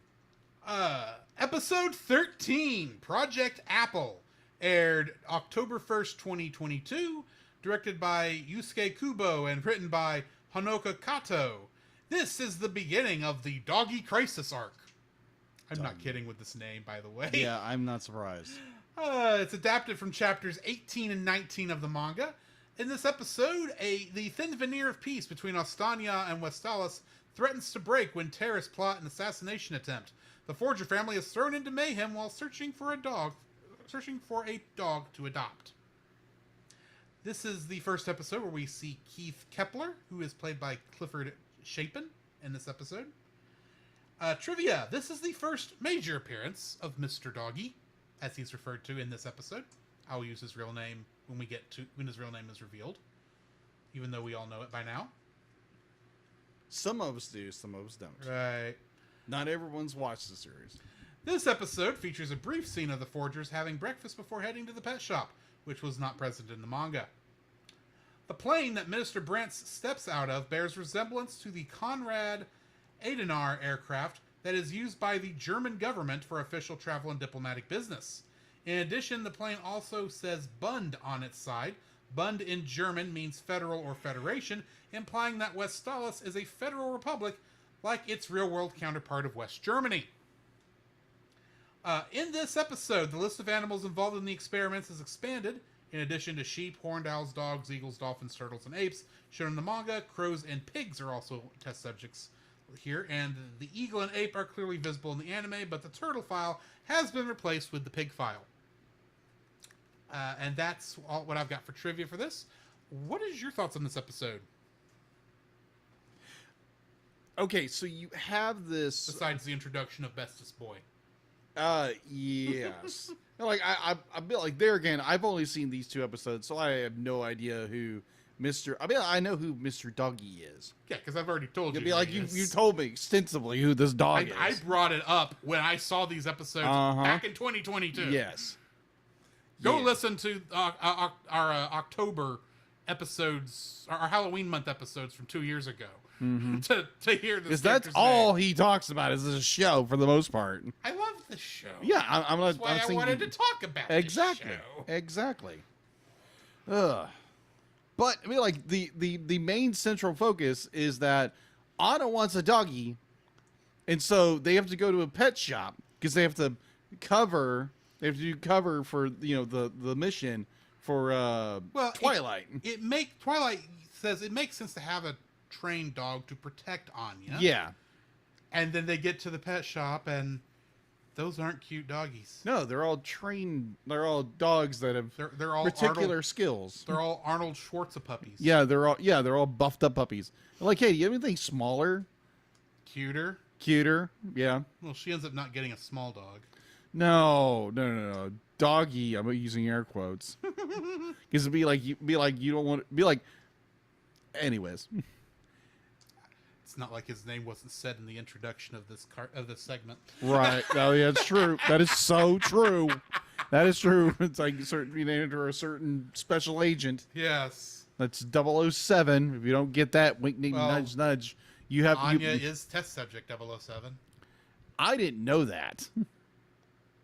I thought I mentioned that. No. Anyway. No. Yeah, her code name technically was test subject 007. I gotcha. So, like, the main focus be like you have Anya and Mr. Doggy. And is this part of no, that's the second part of that episode. I'm trying to get where so you have this terrorist organization who is trying to blow up. They're going to try and kill this minister that's from West they're trying to kill this so that they can start a revolution. They can restart the war. Yeah, they restart a war. But like, and you have Twilight who gets involved with it. It's like we have to stop this plot. And I just find it even funnier because it's more center focused on Anya and her doggy finding, and then she finds this very big white dog, and it's like, oh, there's something special about this dog. I'm gonna go try to find this doggy, and then she gets herself trapped, and then Mr. Doggy helps her get away, and hijinks excuse about running around this block of buildings until he wears himself out, and he's kind of a scaredy cat in a way, in some capacities, but it's just the funny, it's not funny, but it's got a weird sense of humor to it. Oh, it's funny. Oh, it's funny. yeah. I agree. I agree. It is funny. It'd be like you have all these spies who are getting round up, and then the main guy. It's like, oh yeah, I'm gonna do this, and be like, I'm gonna do it by myself with this one dog, and that goes into the second episode. But this episode ends with what is the fake mother's name? Yor loses track of Anya. And she builds it up in her mind that Anya has been kidnapped to be forced into wedlock. Yeah, into a married or young bride thing. And it's like, oh my gosh, paranoia is set in woman. And she goes bananas and her assassination character kicks in. And she cornered at the very end of the episode. It's like, okay, Anya and the dog are gonna get it, and here comes Here comes Mama. Here comes Mama, and her freaking paranoia is gonna kill everybody. Which is great. I thought it was hilarious. Like, oh crap, they are dead. This plot is gonna go nowhere. Meanwhile, Twilight is off. He doesn't go with them to the pet show where she finds Mr. Doggy. Yeah, he's got a mission. He's got a mission, and of course, his entire excuse for getting out of it to go do the mission is, I've got to go to the bathroom, and I'm going to be there a while. I'll meet up with you. And then that comes back in the next episode. But yes,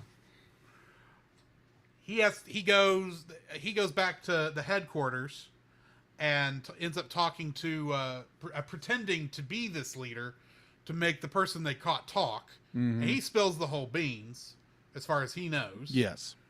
And then they, I don't think this is where they go, and that's the next episode where they actually catch everyone but Keith. Yeah, that's right. That's right. because it's a 2-part episode. Yeah, it's a 2-part. So they blur together. It's a 3-part episode.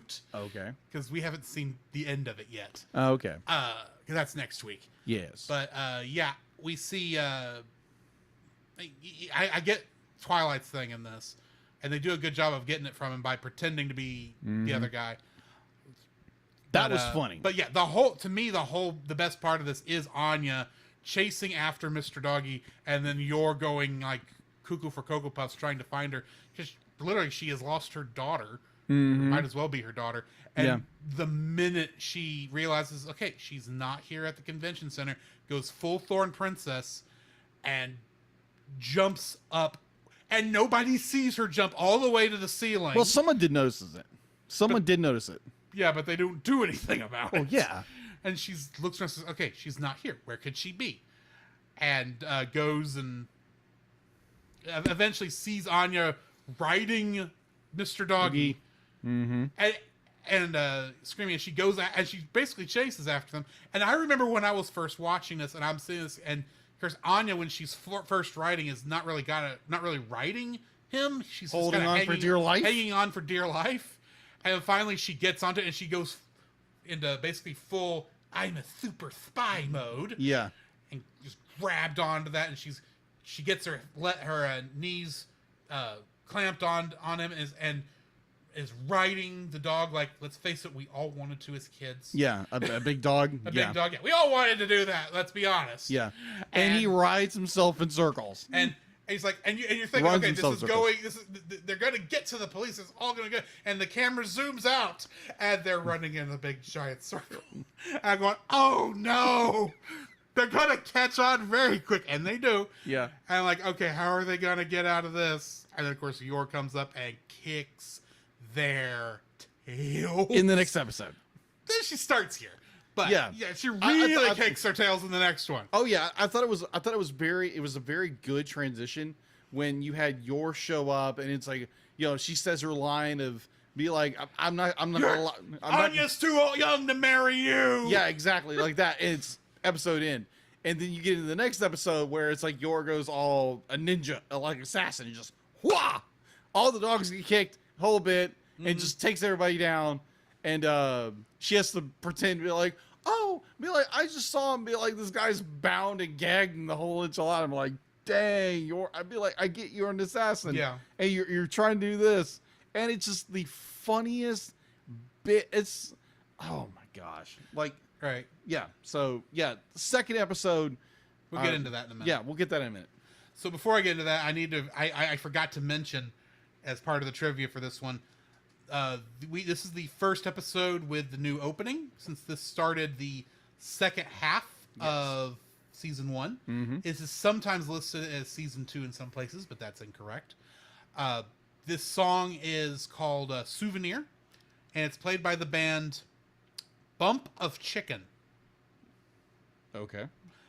I don't get the name, Me either. but yeah, and I'll get the ending song after the end of the next one. Okay. So let's go ahead and jump into that next Yes. episode, which is episode 14, Disarm the Time Bomb, Yes. which originally aired on October 8th, 2022. It was directed by Takahiro Harada and written by Tomomi Kawaguchi, and adapts chapters 20 and 21. We're still in the middle of the Doggy Crisis arc. Trivia for this episode. In Bond's vision of finding a dead... I missed the summary here, but I'll do that real quick.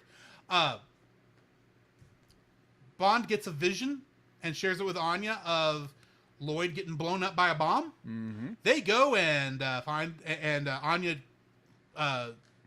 finds the bomb and gets a message to Lloyd so he doesn't blow himself up, and then Lloyd chases Keith all over the countryside till the end of the episode, basically. Yes. It's more to it than that, but basically. Agreed. In a nutshell. Yeah. Trivia. In Bond's vision of Anya finding a dead Lloyd under the rubble, there is no blood pooling under Lloyd's face like in the manga. Okay. In the vision, Lloyd is also shown wearing the gloves he wears at the clock tower, which does not happen in the manga, and the older wise agent's body is more apparent in the rubble instead of being an unrecognizable person like in the manga. In the manga, when the wise agent spots Keith's car, he mentions the plate number, which is redacted. In the anime, the plate number is not mentioned at all. And the anime exclusive content for this episode, Bond helps Anya get through the small window by the door, whereas she gets through by herself in the manga. Hilarious. And the scene where Yuri reacting to the disguised Lloyd driving away is original to the anime. In the manga, the person making the reaction is not shown. Ah, gotcha. But that makes sense for Yuri, if we're being honest. Yes. Yeah, what's your thoughts on this episode? Oh, it's absolutely hysterical because you get more of Mr. Doggy and Anya trying to solve the, oh my gosh, Daddy's going to get blown up. I see this vision of the future through this dog, and we have some kind of connection. And so her and Mr. Doggy go to the location, find the bomb, and Mr. Doggy, aka, we're going to name his name later, but it's like she can't figure out a way to get up there, and he just gives her a boost and throws her into the window, which is hysterical. So then you have Anya, who is like, oh my gosh, I don't know what I don't understand this. I don't know what's gonna happen. And she's like, oh my gosh, if I tell Daddy not to come in, he's gonna know my power, so he's not gonna love me. So has this existential crisis about things, and her perfect way she gets the message across. She finds a ketchup bottle. And smears it all over them. They think it's blood, and so they go to investigate. And then they try to figure out what the thing says, and the other guy says, "Eggplant? Is that what that is? An eggplant? Is it the eggplant cipher?" It's like, oh, that's supposed to be a bomb. I didn't get that at all. Right. It's like, still, don't open it. Yeah, don't open it. It was absolutely hysterical. It's just like, oh, okay, this is interesting because we start to see more of Mr. Doggy's powers. Or like he's a extraordinary pup, and we discover more about like what they did with these dogs, and these dogs were supposed to be destroyed, but apparently they're sold in the black market. Yeah, you have Anya with her special psychic or telepathic powers. Am I saying that right? Her telepathic powers can see Mr. Doggy's his cognitive abilities, and it's like, oh, okay, that's cool. Yeah, okay, that's cool because I thought he was just a big dog. And it's like, okay, he has cognitive abilities and he can see the future, and Anya can see through his eyes. Right, and it's like, okay, that's cool.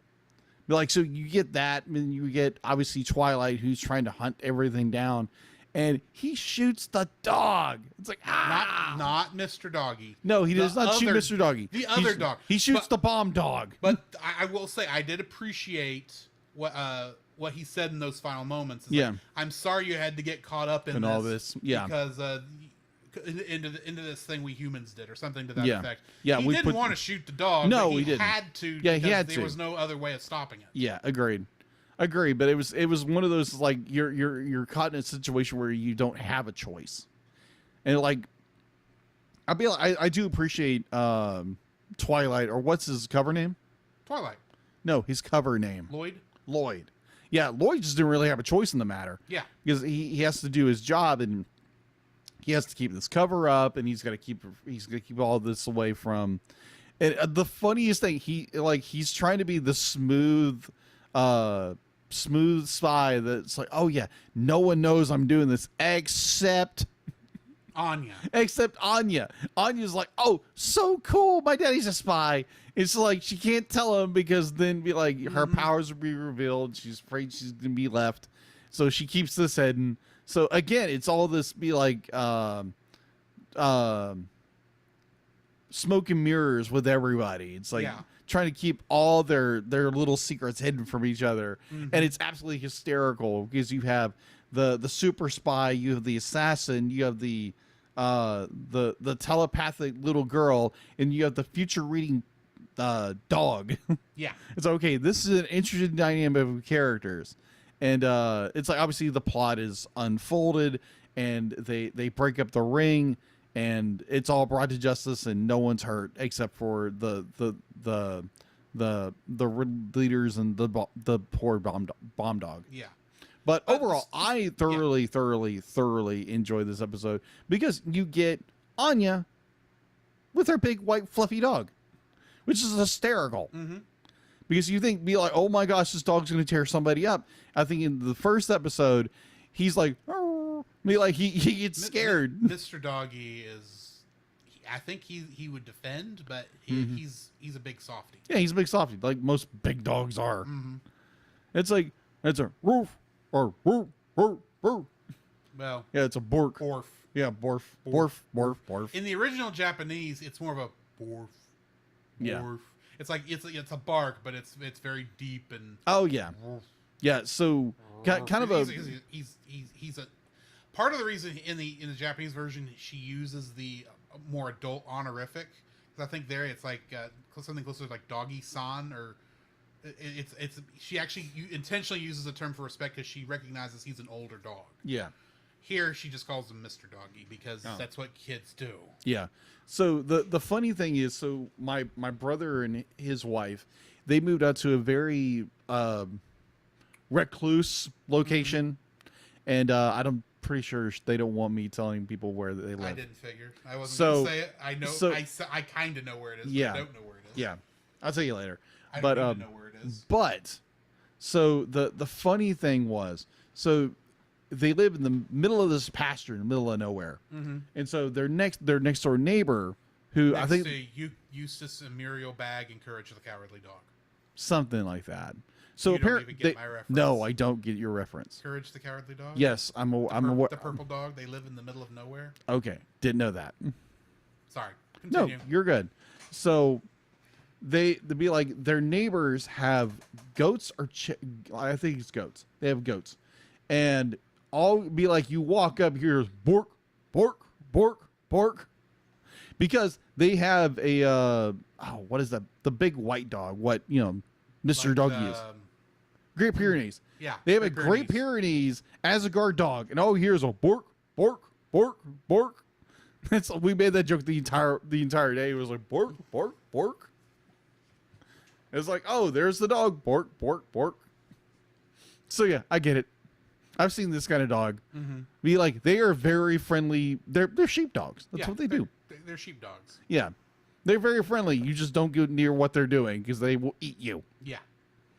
Or just pounce on you and kill you. The ending thing, I did go ahead and look this up. Okay. Is the name of it is Color, and it's sung by Yama. Okay. Cool. It's a nice, interesting song. Nice. The end, but either way. Nice.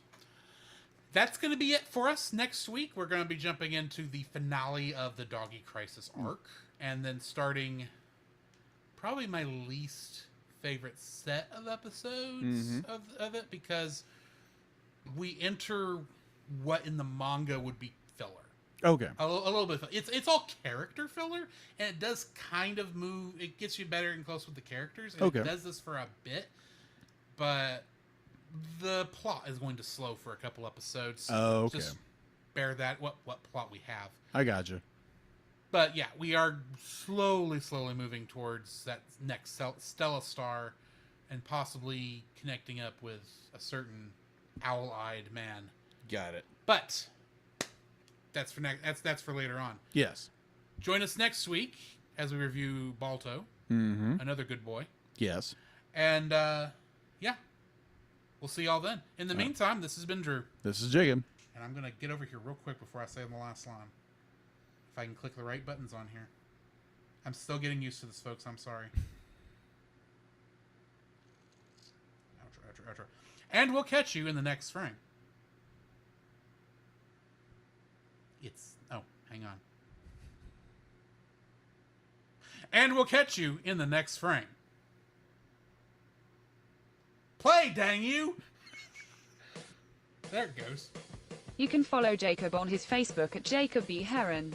His Facebook page, Jacob's Daily Art Corner, where he tries to draw each and every day. His Instagram at Jacob B. Heron. His Twitter at Jacob Heron. I just And realized his letterboxd at Jacob Heron. You can find Drew on Facebook at Drew Dodgen. His Facebook page, Drew's Photo Bin, to see his photography. His letterboxd page at GGeorge759. His Twitter at GGeorge759. And Instagram at Drew Dodgen. You can like us on Facebook at the Cellcast Podcast. On Twitch at the Cellcast Gaming. On YouTube at Cellcast. On Twitter at cast_cell. The Cellcast can be found at Apple Podcasts, Google Play Podcasts, Stitcher, Spotify, or anywhere else fine podcasts are downloaded from. Please rate and review us where you found us, and also on Podchaser. Email us at thecellcastpodcast@gmail.com. The Cellcast is a proud member of both the Pop Americana and Culture Box media networks. For more information, please see the link in the description. Our theme song is Drop and Roll by Silent Partner. And remember, that's Cell with a single L.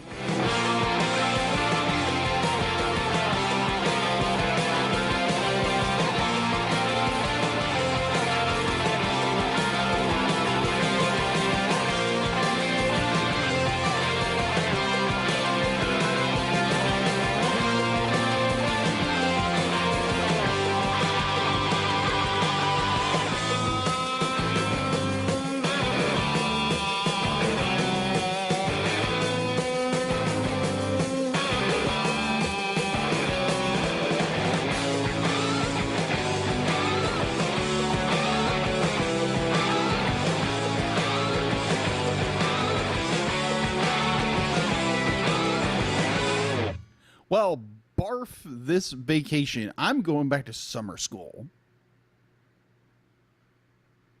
Doggy! It's better than kitty! Exactly. All right, that's going to be the end of it, guys. Thank you all Nice. for joining us.